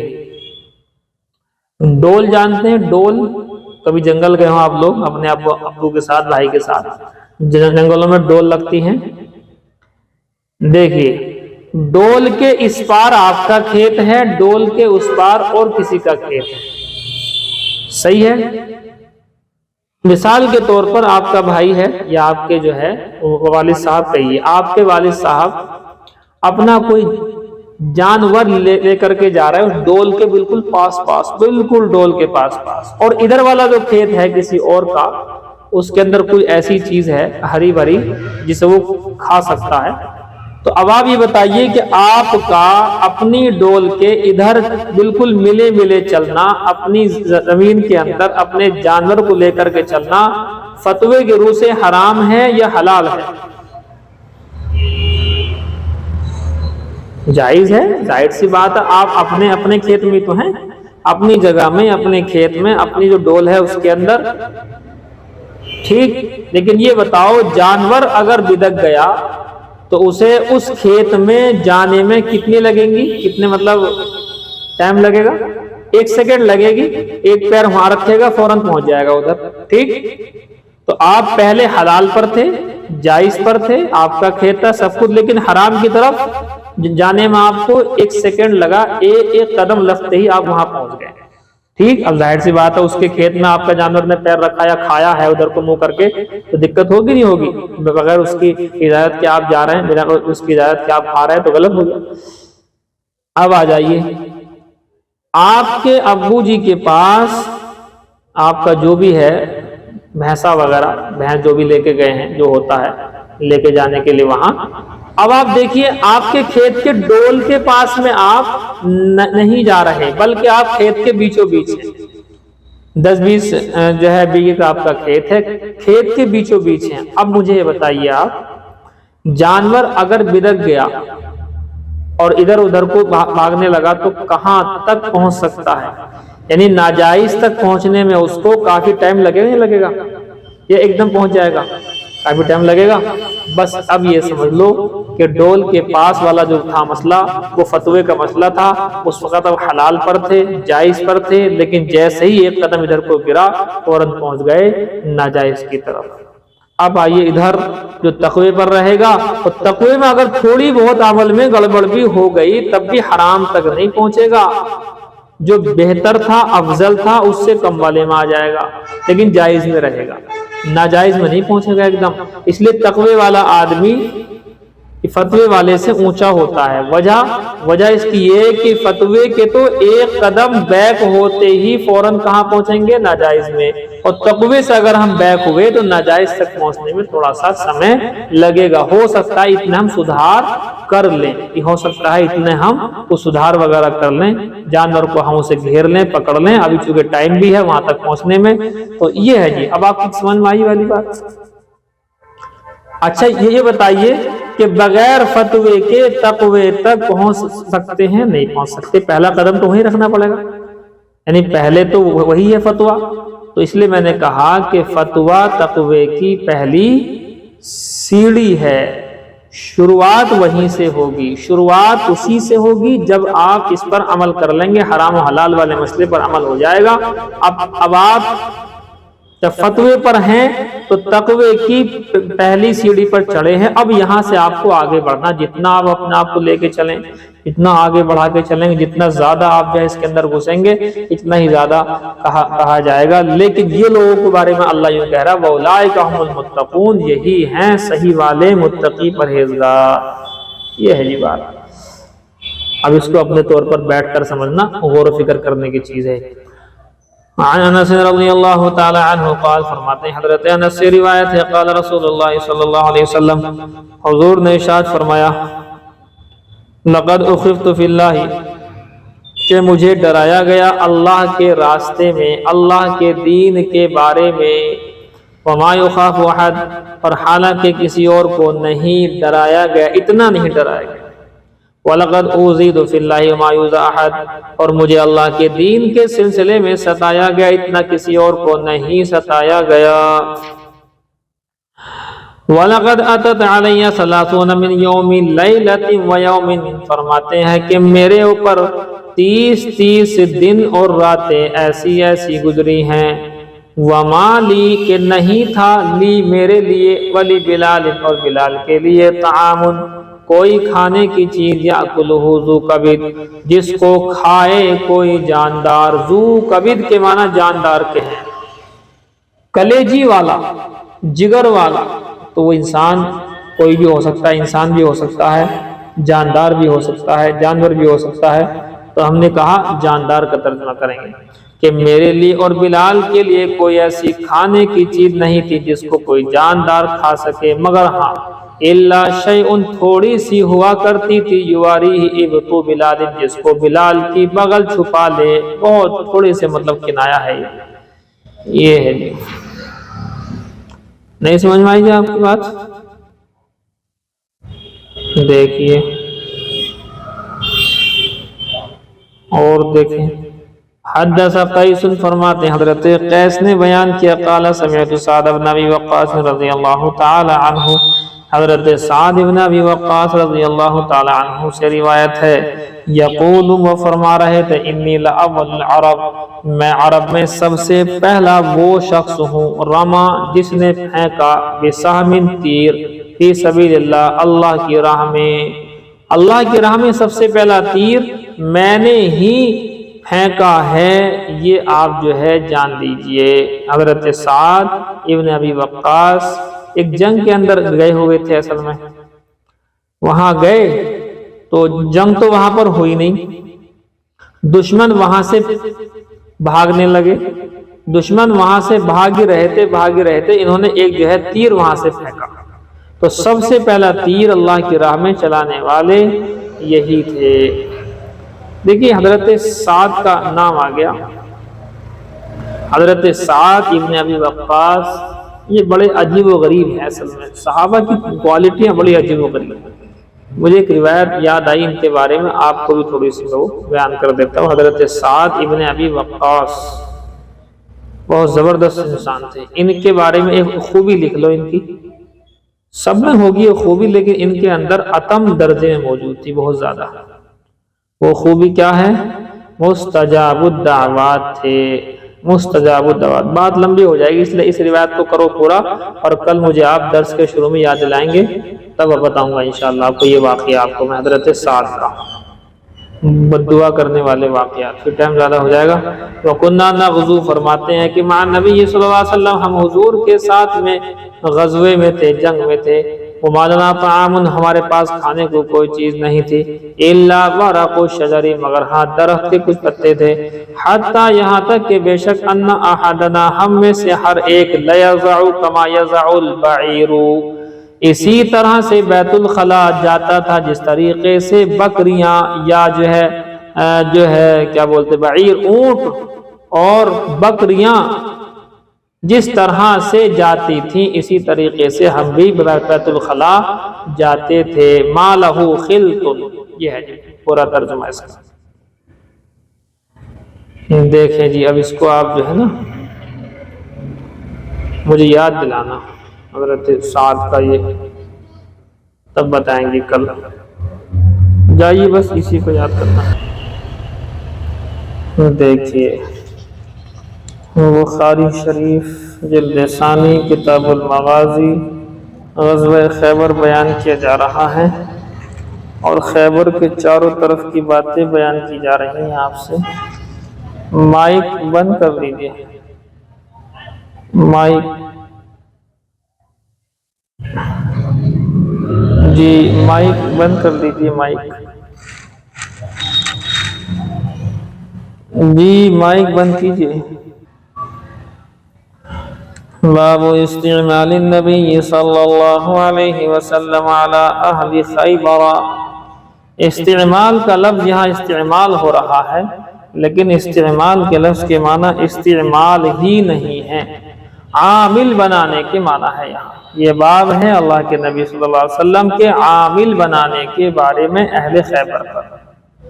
وبه قال حدثنا اسماعیل قال حدثني مالك عن عبد المجيد بن سهيل عن سعيد بن المسيب رحمه الله تعالى عن ابي سعيد الخدري رضي الله تعالى عنه وابي هريره رضي الله تعالى عنه ان رسول الله صلى الله عليه وسلم استعمل رجلا على خيبر، حضرت ابو سعید خدری حضرت ابو ہریرہ فرماتے ہیں بے شک رسول اللہ صلی اللہ علیہ وسلم نے عامل بنا کر کے بھیجا رجلن ایک شخص کو علی خیبر خیبر پر، یہ ہے اچھا جی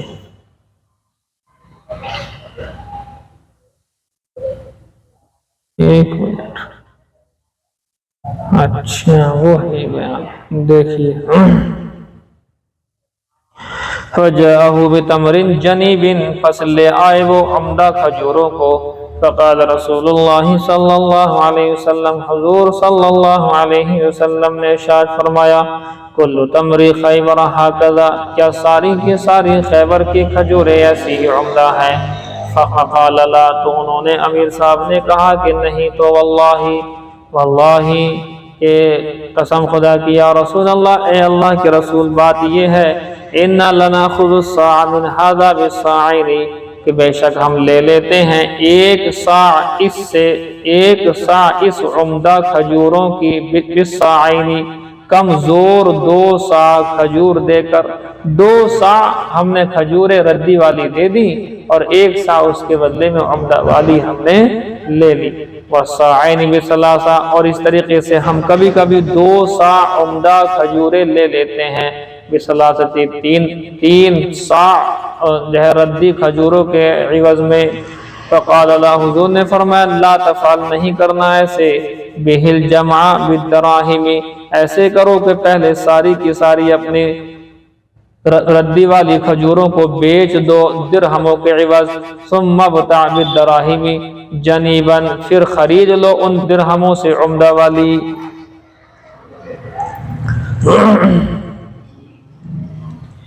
مسئلہ سمجھے جی، مسئلہ سمجھیں، یہ سود کا مسئلہ ہے، ربا الفضل کا مسئلہ ہے، ربا النسیہ ربا الفضل، آپ نے پڑھے ہیں یہ، اگر آپ نے کسی جگہ پر آپ نے بیوع پڑھی ہے، کتاب البیوع کے اندر اس طرح کی باتیں آئی ہیں کہ 6 چیزیں جو ہیں، 6 چیزوں کے اندر ربا ہے، اور اسی سے لے کر کے باقی چیزوں کے اندر بھی ربا اور سود کا تحقق ہوا کرتا ہے۔ جی مائک ہولڈ سے ہٹائیں، اچھا دیکھیں جی یہ ہو گیا۔ تو اب اس میں آپ یہ سمجھیں، عام طور پر گھروں کے اندر ایسا ہو رہا ہے اور ان کو یہ بات محسوس نہیں ہوتی ہے۔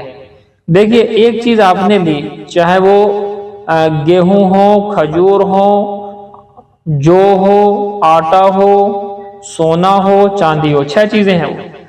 تو اب آپ یہ دیکھیے گا کہ کبھی کبھی گھروں میں یہ ہوتا ہے کہ گھروں سے ایک پیالہ جو ہے آٹا لے لیا کسی جگہ سے، آس پڑوس سے، مائک بند کر دیں جی، مائک بند کریں، مائک جی مائک بند کریں۔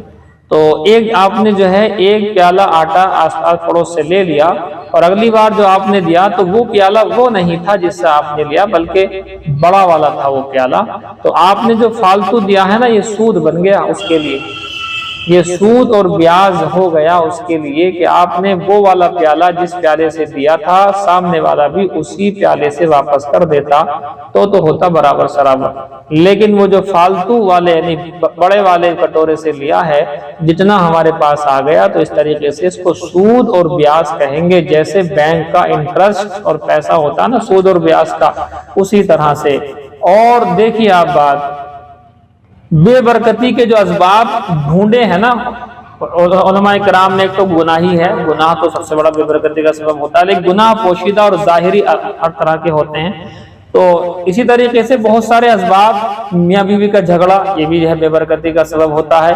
اس طریقے سے باپ بیٹی، ماں بیٹی کا جھگڑا، ساس بہو کا جھگڑے، تمام کے تمام بے برکتی کے سبب ہوتے ہیں، تمام گناہ بے برکتی کے سبب ہوتے ہیں۔ ان بے برکتی کے اسباب میں سے ایک سبب گھروں کے اندر یہ بھی ہے کہ وہ جو لین دین ہو رہا ہے گیہوں کا یا جو ہے آٹے کا، 1 کلو دے کر کے 1.25 کلو یا 1 کلو 200 گرام، 1 کلو 100 گرام جو فالتو آ رہا ہے، یہ بیاج ہے، یہ سود ہے۔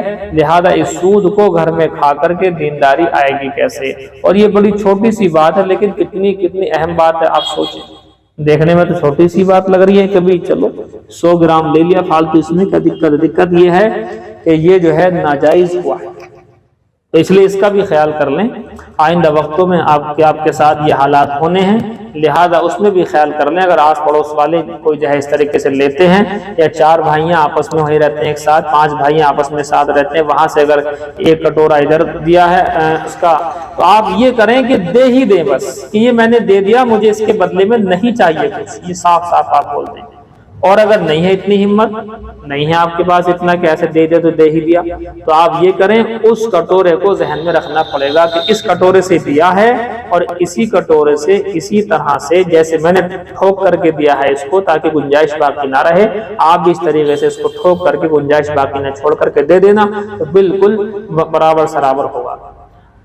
اور اگر زیادہ آپ ایڈوانس ہیں تو آپ اپنے گھر کے اندر اسکیل رکھ لیجیے، آپ ترازو رکھ لیجیے، آپ ترازو کئی طرح کی آتی ہیں، تو 1 کلو ادھر سے آپ نے تولا اور لے لیا، بالکل کانٹے کی سوئی جہاں سے دی ہے اسی طرح سے جو ہے بالکل سوئی وہی ہونی چاہیے، اس وقت آپ اس سے واپس لیں۔ اگر اس طریقے سے نہیں کریں گے تو 100-200 گرام بھی اگر آپ کے گھر کے اندر سود والا آ گیا تو اس سے نقصان ہی ہوگا، ظاہر سی بات ہے۔ سمجھ میں آئی جی بات؟ یہ بات میں اس لیے کھول رہا ہوں کہ زیادہ اونچے لیول کی باتیں کرتے کرتے چھوٹے چھوٹے لیول کی باتیں چھوٹ جاتی ہیں، حالانکہ ان سے نقصان پڑے۔ دیکھیے جی، تو ہوا یہی تھا، 1 سا عمدہ لے لی کھجور اور اس کے بدلے میں 2 سا کم حیثیت والی کھجور دے دی، کہا کہ جائز نہیں ہے۔ ہاں ایسا کر سکتے ہو کہ پہلے اپنی 2 سا یعنی 2 کلو مان کے چلیں، آپ ویسے ہی کہہ رہا ہوں 2 کلو اگر چاہیے تو 1 سا جو ہوتا ہے لگ بھگ 3.25 کلو سے لے کر کے 3.5 کلو کے بیچ میں ہوتا ہے 1 سا، سمجھ گئے جی آپ بات۔ نصف سا جو ہوتا ہے وہ 1.25 کلو ہوتے ہیں گیہوں، جو ہر سال فطر کا مسئلہ آپ لوگ بیان کرتے ہیں،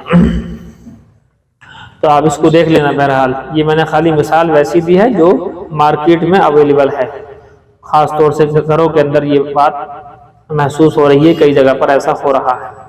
دیکھیے جی، اس لیے آپ آٹا یا گیہوں یا اس طرح کوئی سامان اگر دیں تو اول تو دے ہی دیں ہدیہ، بات ختم، ہمیں نہیں چاہیے۔ اب وہ دے گا تو وہ ہدیہ دے گا، ٹھیک ہے، وہ دے دے گا، کوئی دقت نہیں، کم بڑھتی کوئی مسئلہ نہیں، لیکن آپ اگر اس کے بدلے میں لینا چاہتے ہیں، عوض میں لینا چاہتے ہیں، تو آپ کے لیے وہی کٹورا ہونا چاہیے واپسی کے لیے بھی جو آپ نے استعمال کیا ہے، دینے میں استعمال کیا ہے جو۔ وقال عبد العزيز بن محمد عن عبد المجيد عن سعيد ان ابا سعيد وابا هريره حدثاه، دونوں نے بیان کیا، ان النبي صلی اللہ علیہ وسلم بعث اخا بني عدي من الانصار الى خیبر، فرماتے ہیں اللہ کے نبی صلی اللہ علیہ وسلم نے بھیجا انصار میں سے بنو عدی کے بھائی کو خیبر کی جانب، فامرہ علیہ، اور ان کو اس کے اوپر امیر بنایا تھا، ذمہ داری دی تھی کہ جو ہم نے خیبر کے باغات فتح کیے ہیں، باغ فدق ہمارا ہوا ہے، وہاں کا خمس وغیرہ ملے گا، تو جو کہ خیبر والوں کو ان کی زمینوں پر باقی رکھا تھا حضور نے، زمینیں ان سے چھینی نہیں تھی، زمینیں اپنے مطلب قبضے میں لے لی، اور لینے کے بعد کہا کہ تم اسے بو گے اور بونے کے بعد آدھا تم رکھو گے، آدھا ہمیں دو گے، اس طرح سے ٹیکس ان کا متعین ہوا تھا۔ تو وہاں ضرورت تھی کوئی ذمہ دار بھی رہے وہاں پر، تاکہ ان کا یہ سب چیزیں جو ہے لین دین ہوتا رہے، اور وہاں کی کارکردگی پر نگاہ رکھے کہ یہ لوگ جنگ کی تیاری کر رہے ہیں یا کیا ان کی حالت ہے، یہ ہے۔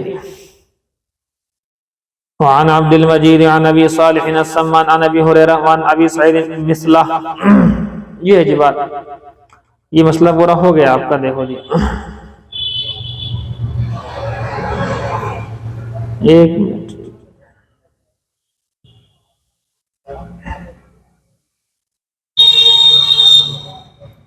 یہ ہے وہ نام، دیکھو حاشیے وغیرہ میں لکھی رہتی یہ چیزیں، جن کو امیر مقرر کیا تھا سواد ابن غزیہ، یہ میرے نام ذہن سے اوجھل ہو رہا تھا، نام نوٹ کیجئے آپ، جن کو امیر مقرر کیا تھا وہ کون تھے؟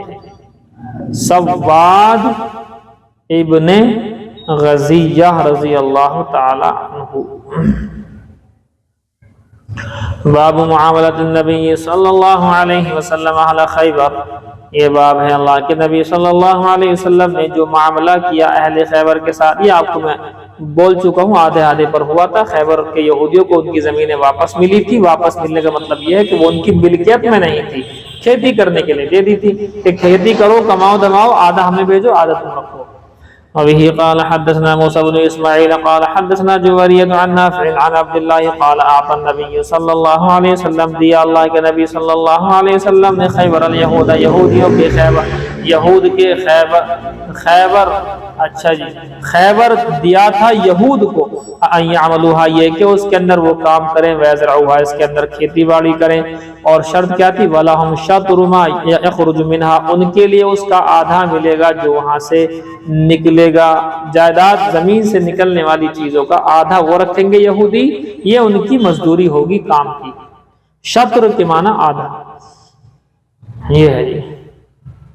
باب الشاة التي سمیت للنبی صلی اللہ علیہ وسلم بخیبر، دیکھیں یہ بڑا اہم باب ہے، یہ اس بکری کے بارے میں باب ہے جس کے ذریعے سے نبی صلی اللہ علیہ وسلم کو زہر دیا گیا خیبر میں۔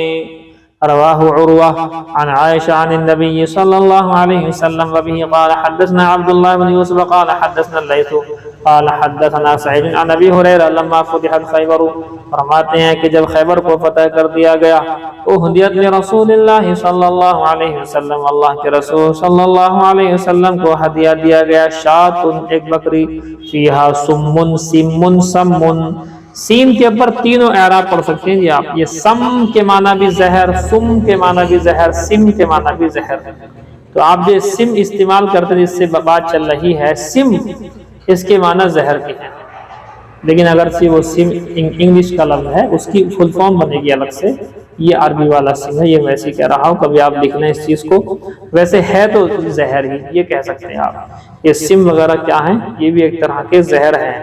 اب اس زہر سے چاہیں تو اٹھا لیں فائدہ یا اٹھا لیں نقصان، چونکہ ہر زہر سے نقصان نہیں پہنچتا ہے۔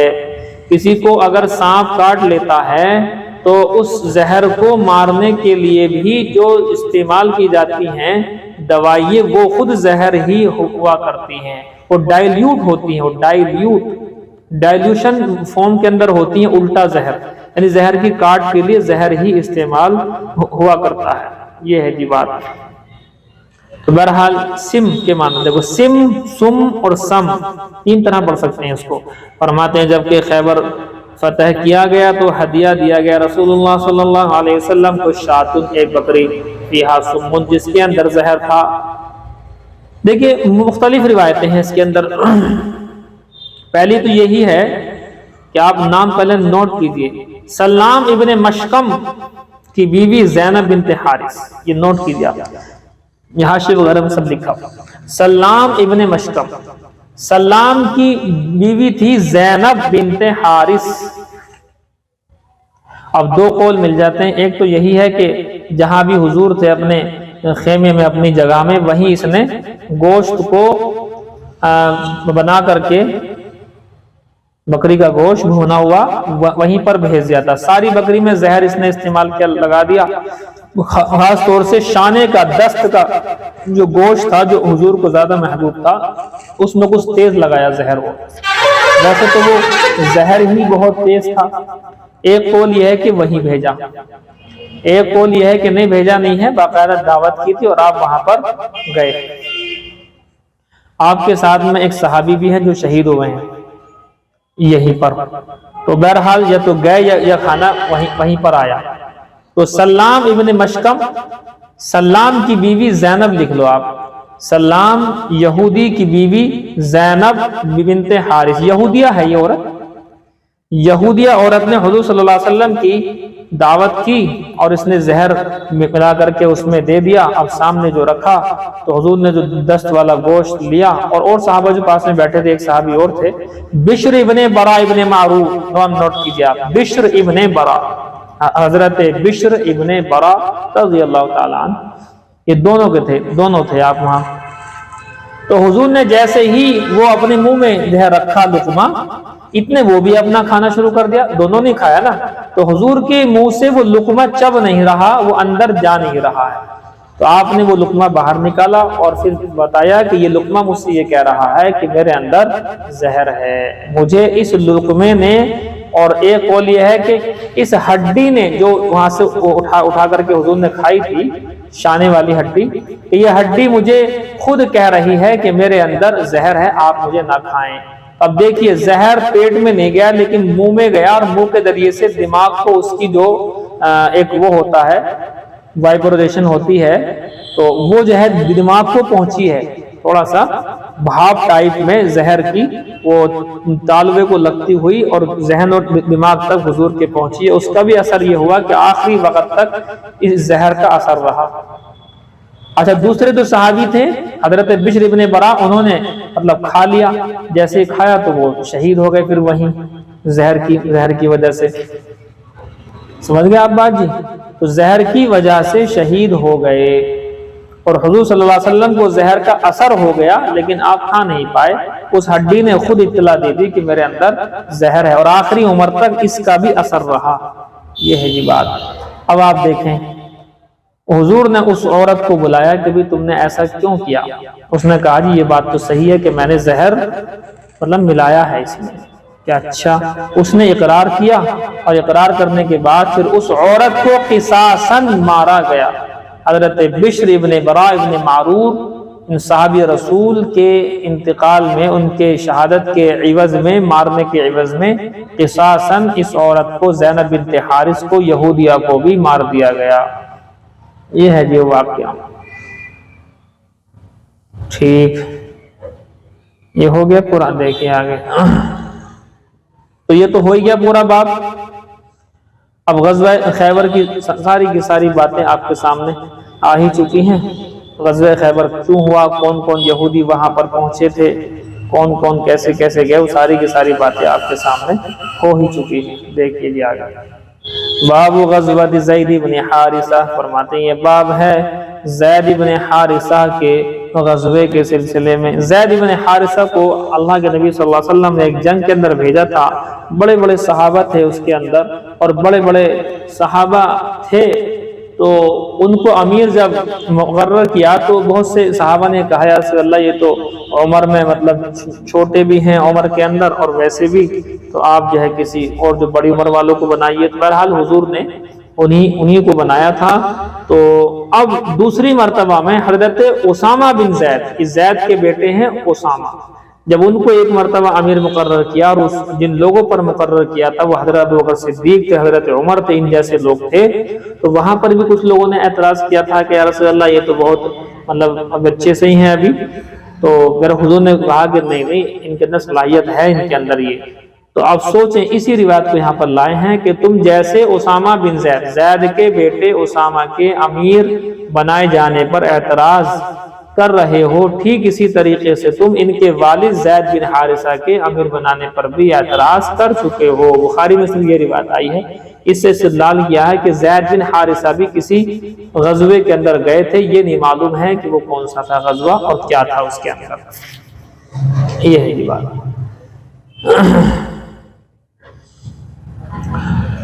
وبه قال حدثنا مسدد قال حدثنا يحيى بن سعيد قال حدثنا سفيان بن سعيد قال حدثنا عبد الله بن دينار عن ابن عمر قال امر رسول الله صلى الله عليه وسلم اسامة على قوم.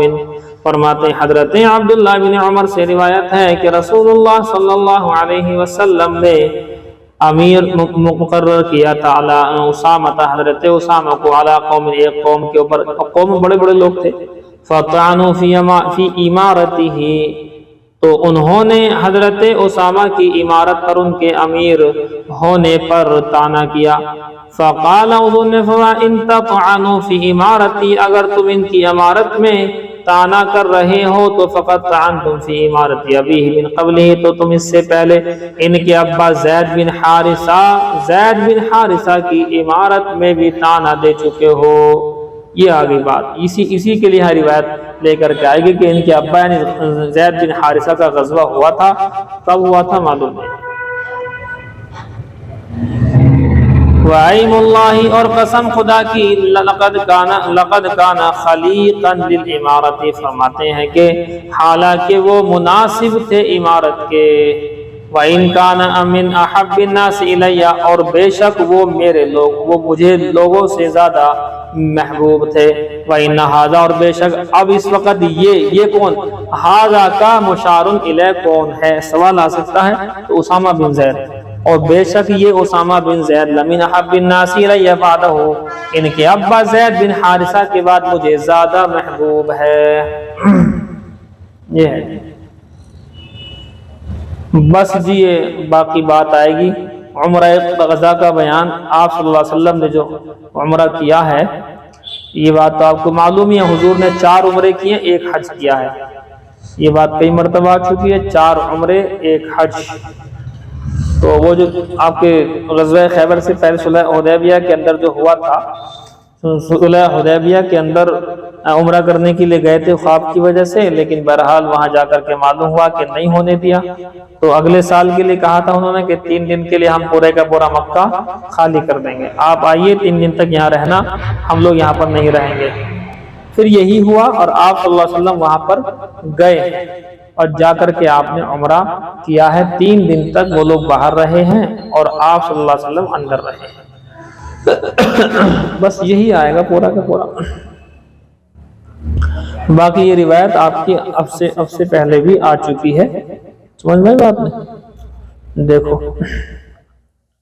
پڑھ لو چاہے تو، ہلکی ہے یہ روایت، اس میں حدیبیہ کے بیان میں آئی ہے کیسے کیسے ہوا تھا واقعہ، وہ آپ کو یاد ہی ہے، کیا کیا لگائی تھی شرطیں، اور میں نے بڑی وضاحت سے بتائی تھی، اسی لیے وہ بات کہ کیا کیا شرطیں تھی کہ کوئی اگر اسلام قبول کر کے مکہ سے مدینہ پہنچ جائے گا تو واپس کیا جائے گا، مدینہ سے مرتد ہو کر کے مکہ آئے گا تو واپس نہیں کیا جائے گا، وہ ساری باتیں۔ باب عمرۃ القضاء، یہ عمرہ قضاء کا باب ہے۔ ذکرہ انس عن النبی صلی اللہ علیہ وسلم، کہ اس کو حضرت انس نے حضور صلی اللہ علیہ وسلم سے روایت کیا ہے۔ وبه قال حدثنا عبید اللہ بن موسیٰ عن اسرائیل عن ابی اسحاق عن البراء قال اعتمر النبی صلی اللہ علیہ وسلم فی ذی القعدہ، فرماتے ہیں کہ نبی صلی اللہ علیہ وسلم نے عمرہ فرمایا ذی قعدہ کے اندر، ذی قعدہ میں گئے تھے جو اس ٹائم صلح حدیبیہ ہوئی ہے اس وقت، ذی قعدہ میں گئے تھے، فابى اہل مکہ ان يدعوه يدخلوا مکہ، ان يدعون یدع، دال پر زبر لگاؤ، ودعا یدعو سے بنے گا، فرمایا کہ منع کر دیا اہل مکہ نے یہ کہ چھوڑیں ان کو اس حال میں کہ وہ داخل ہو جائیں مکہ، مکہ میں داخل ہونے کے نہیں چھوڑ سکتے آپ کو، حتی قاضاہم، یہاں تک کہ فیصلہ ہوا تھا اس بات کے اوپر، علی اللہ یقیم بہا ثلاثۃ ایام، کے اگلے سال 3 دن تک آپ یہاں پر ٹھہر جانا۔ فلما كتبوا الكتاب، جب وہ پرچہ وہ خط لکھ لیا گیا تو کتبوا، انہوں نے بھی لکھا، ھذا ما قاضانا علیہ محمد رسول اللہ، تو ادھر سے بھی لکھا کہ یہ وہ ہے کہ جس پر یہ وہ پرچہ ہے کہ جس کے مطابق فیصلہ کیا ہم نے محمد رسول اللہ نے۔ قالوا، تو مکہ والوں نے کہا، لا نقر بہذا، ہم تمہیں رسول اللہ مانتے ہی نہیں، ہم تو اقرار نہیں کرتے ہیں، لو نعلم انک رسول اللہ ما منعناک شیئا، اگر ہم مان لیتے اس بات کو کہ بے شک آپ اللہ کے رسول ہیں تو ہم منع ہی نہیں کرتے آپ کو، ولیکن انت محمد بن عبداللہ، لیکن آپ محمد بن عبداللہ ہو۔ فقال، حضور نے فرمایا، انا رسول اللہ وانا محمد بن عبداللہ، میں اللہ کا رسول بھی ہوں اور محمد بن عبداللہ بھی ہوں، میں دونوں ہی ہوں، رسول اللہ بھی ہوں اور محمد بن عبداللہ، عبداللہ کا بیٹا محمد، لیکن وہ مان نہیں رہے تھے۔ حضور نے فرمایا حضرت علی سے، ثم قال علی، فرمایا کہ اے علی، امحو رسول اللہ کے لفظ کو مٹا دو۔ قال علی، حضرت نے فرمایا کہ لا واللہ، کی قسم خدا کی میں ایسا نہیں کر سکتا، لا امحو کا ابدا، میں اس کو تو کبھی مٹا ہی نہیں سکتا۔ فاخذ رسول اللہ صلی اللہ علیہ وسلم الکتاب، کہ اللہ کے رسول صلی اللہ علیہ وسلم نے پرچہ لیا، خط لیا، ولیس یحسن یکتب، حالانکہ آپ صلی اللہ علیہ وسلم بہترین طریقے سے خط و کتابت نہیں جانتے تھے، فکتب، تو آپ نے لکھ دیا، ھذا ما قضى محمد بن عبداللہ، کہ یہ وہ فیصلہ ہے جو کہ کیا محمد بن عبداللہ نے، لا يدخل مکہ السلاح الا السیف فی القراب، کہ بے شک وہ نہیں داخل کریں گے مکہ میں ہتھیاروں کو مگر یہ کہ تلوار اپنی میان کے اندر، ہاں اگلے سال آئیں گے اور اس انداز میں آئیں گے۔ وَأَلَّا يَخْرُجَ مِنْ أَهْلِهَا بِأَحَدٍ، اور یہ کہ نہیں نکلیں گے اس کے، نہیں نکالیں گے اس کے اہل میں سے کسی کو بھی، ان اراد ان یتبع، اگر وہ ارادہ کرے اس کے ساتھ چلنے کا۔ وَأَلَّا يَمْنَعَ مِنْ أَصْحَابِهِ أَحَدًا، اور یہ کہ نہیں منع کریں گے اپنے صحابہ میں سے کسی کو، ان اراد ان یقیم بها، کہ کوئی اگر وہ ارادہ کرے یہاں پر ٹھہرنے کا۔ فلما دخل، پر جب وہ آ گئے داخل ہو جائیں گے اس میں، ومضل، اجلو اور مدت اور جو ہے مدت مکمل ہو گئی، اتو علی فقالو تو وہ آئے حضرت علی کے پاس، وہ 3 دن گزر گئے، اگلے سال ہو گیا جا کر کے جو ہے عمرہ کر لیا، 3 دن گزر گئے، ان لوگوں نے حضرت علی کے پاس بھیجا کہ 3 دن ہو گئے اب انہیں آپ بھیج دو۔ فقالو تو آ کر کے حضرت علی سے کہا قل لصاحبک اپنے ساتھی سے کہو اخرج عنا اب یہاں سے چلے جاؤ، فقط مغل اجلو مدت تو مکمل ہو چکی ہے۔ فخرج النبی صلی اللہ علیہ وسلم حضور چلے گئے، فتبعته ابنۃ حمزہ تنادی یا عمی، تو کیا کہتے ہیں کہ حضرت حمزہ کی بیٹی وہ پکارتی ہوئی ان کے پیچھے آ گئی، یا عمی اے میرے چچا، یا عمی اے میرے چچا، فتناولہا علی حضرت علی نے لے لیا، فاخذ بیدہا اور ان کے ہاتھ کو پکڑ لیا، وقال لفاطمہ اور فاطمہ سے کہا دونک ابنۃ عمک کہ تم ذرا اپنی چچا کی بیٹی کو پکڑ لو، حملتها انہوں نے اسے اٹھا لیا، فاختصم فیہا علی وزید وجعفر تو اس کے بارے میں لڑائی ہوئی حضرت علی حضرت جعفر میں، یہ لڑائی مطلب ویسی کیونکہ حضرت حمزہ کی جو بیٹی ہیں اسے کون رکھے، حضرت حمزہ تو شہید ہو گئے، اسے کون رکھے، تو حضرت علی نے کہا کہ میں ہوں، زید نے کہا کہ جی میں لوں گا، حضرت جعفر نے کہا میں لوں گا، اب ان کے الگ الگ ہیں رشتے، وہ آئیں گے آگے۔ قال علی حضرت علی نے فرمایا انا اخذتها وهي بنت عمی کہ میں تو اس کو اس لیے لے رہا ہوں کہ میرے چچا کی بیٹی ہے۔ اچھا جی۔ وقال جعفر حضرت جعفر نے فرمایا کہ دیکھو بات یہ ہے کہ تمہارا تو ایک رشتہ ہے لیکن میرے 2 رشتے ہیں، ابنۃ عمی چچیری بھی ہے، وخالتها تاتی اور اس کی خالہ میرے پاس ہے۔ وقال زید زید نے کہا بنت اخی یہ میرے بھائی کی بیٹی ہے، یہ میری بھتیجی ہے۔ فقضى بها النبی صلی اللہ علیہ وسلم حضور نے فیصلہ کیا ان کے لیے جن کے پاس خالہ تھی، تو خالہ حضرت جعفر کے پاس تھی، اور کہا وقال الخالۃ بمنزلۃ الام خالہ ماں کے مرتبے میں ہوا کرتی ہے۔ سمجھ میں آئی جی بات، خالہ ماں کے مرتبے میں ہوتی ہے۔ اس جملے سے کچھ بدتمیز جاہل گمار بدتمیز چمار کھوپڑی خراب عقل سے پیدل لوگوں نے ایک غلط مطلب جو ہے لے لیا، جو آپ کو میں مطلب کھل کر کے نہیں بول سکتا ہوں، لیکن بہت سارے لوگوں نے اس کا مطلب لے لیا غلط۔ خالہ ماں کے مقام میں ہے، اب ظاہر سی بات ہے تو خالہ جب ماں کے مقام میں ہوگی تو ایک ماں تو ہو گئی، مطلب خود کی ماں ہو گئی، اور ایک ماں ہو گئی خالہ، تو جو سالی والا رشتہ بولتے ہیں نا، تو کچھ لوگوں نے اس سے غلط مطلب لیا ہے، اب وہ ان کی جہالت ہے۔ بہرحال وقال علی حضرت علی سے کہا انت منی وانا منک، اے علی تم ٹینشن نہ لو، میں تم سے ہوں تم مجھ سے ہو۔ وقال جعفر اور جعفر سے کہا اشبہت خلقی و خلقی، تم تو میرے پیدائشی اور اخلاق میں دونوں کے دونوں مشابہ ہو۔ وقال زید اور زید سے کہا انت اخونا و مولانا، کہ تم ہمارے بھائی ہو ہمارے مولا ہو۔ مولا کا لفظ آگے حضرت زید کے لیے، اس کو نوٹ کر لینا، جس کے بارے میں ابھی حضرت علی کے بارے میں کہتے ہیں۔ دیکھیے کچھ چیزیں اس لیے ہوتی ہیں کہ وہ چیزیں ہیں لیکن کہیں نہیں جاتی، وہ چیزیں ہیں لیکن کہیں نہیں جاتی ہیں۔ ایسی کتنے الفاظ ہوتے ہیں ایسے جو استعمال نہیں ہوتے۔ اب مان لیجئے باپ ہے کوئی، تو ہر وقت تھوڑی کہا جائے گا باپ باپ باپ باپ، تھوڑی کہا جائے گا بھئی ابو کہو، اور بھی لفظ ہیں اچھے اچھے وہ کہو۔ اسی طریقے سے مولا کا لفظ ہے حضرت زید کے لیے بھی آیا ہے۔ اس کا مطلب یہ کہ حضرت علی کے بارے میں جو حضور نے فرمایا تھا من کنت مولا فعلی مولا، کہ جس کا میں مولا اس کا علی مولا، تو وہاں مولا کے معنی دوست کے ہیں اور یہاں بھی دوست کے ہیں، لیکن شیعہ لوگ کہتے ہیں کہ یہ بات آئی ہے حضرت علی کے لیے کہ حضرت علی کو مولا کہو، مولا علی کہو، اور ہمارے کچھ لوگ جو مقرر حضرات ہیں بڑے، انہوں نے بھی جو ہے بے سمجھے سوچے، بس پتہ نہیں کہاں سے ان کے دماغ میں آ گئے، وہ کہنے لگے صاحب ہاں جی مولا علی کہہ سکتے ہیں۔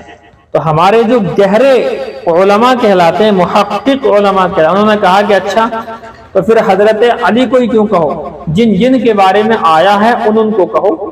صاف سی بات ہے کہ کس کے بارے میں آیا؟ کہ سب سے پہلے تو حضور کے لیے آیا ہے، کہ کہاں؟ اسی روایت میں کہ جس کا میں مولا اس کا علی مولا۔ تو پہلے حضور نے خود فرمایا میں مولا، تو مولا محمد تو استعمال نہیں کرتے آپ لوگ، مولا علی تو لگاتار صبح شام تک کہہ رہا ہوں، لیکن مولا محمد ایک بار بھی نہیں کہتے۔ اس کا مطلب یہ ہے کہیں نہ کہیں حضرت علی کی شان کو بڑھانا مقصد ہے حضور سے بھی اور باقی سارے صحابہ سے بھی اور باقی انبیاء سے بھی، یہ ہے ان کے یہاں پر۔ سمجھ میں آ رہی بات؟ تو یہ مولا علی جو لوگ استعمال کرتے ہیں اس کے پیچھے کہیں نہ کہیں فتنہ ہے، ورنہ سیدھی بات ہے جن لوگوں کے لیے مولا آیا سب کو کہو۔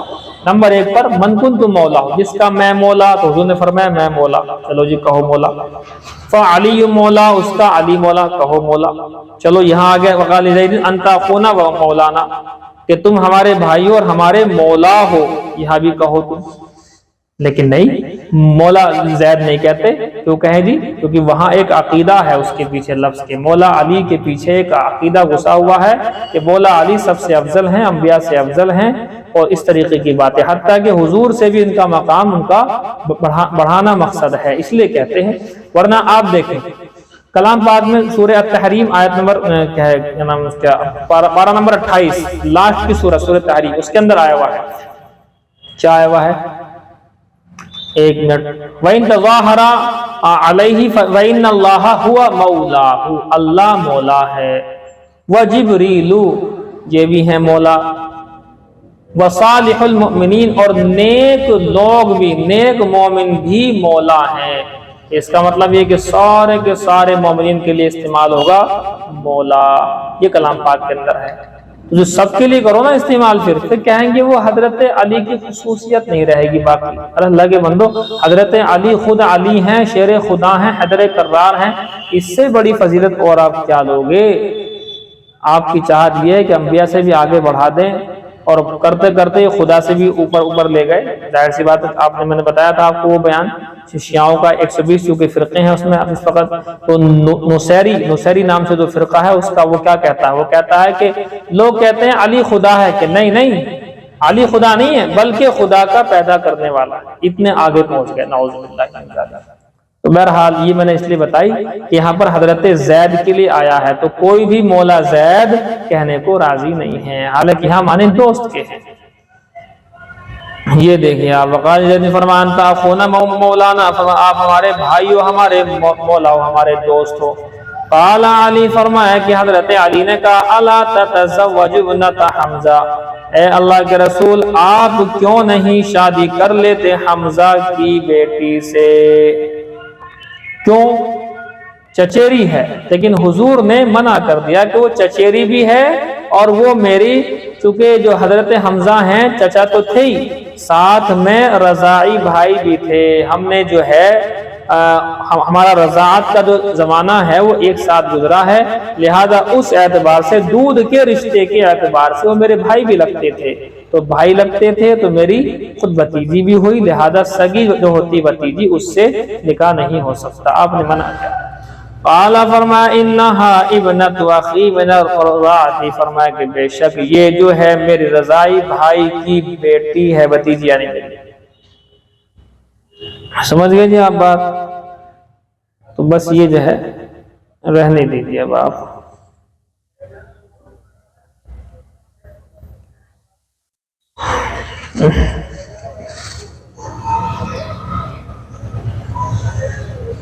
کوئی سوال تو نہیں؟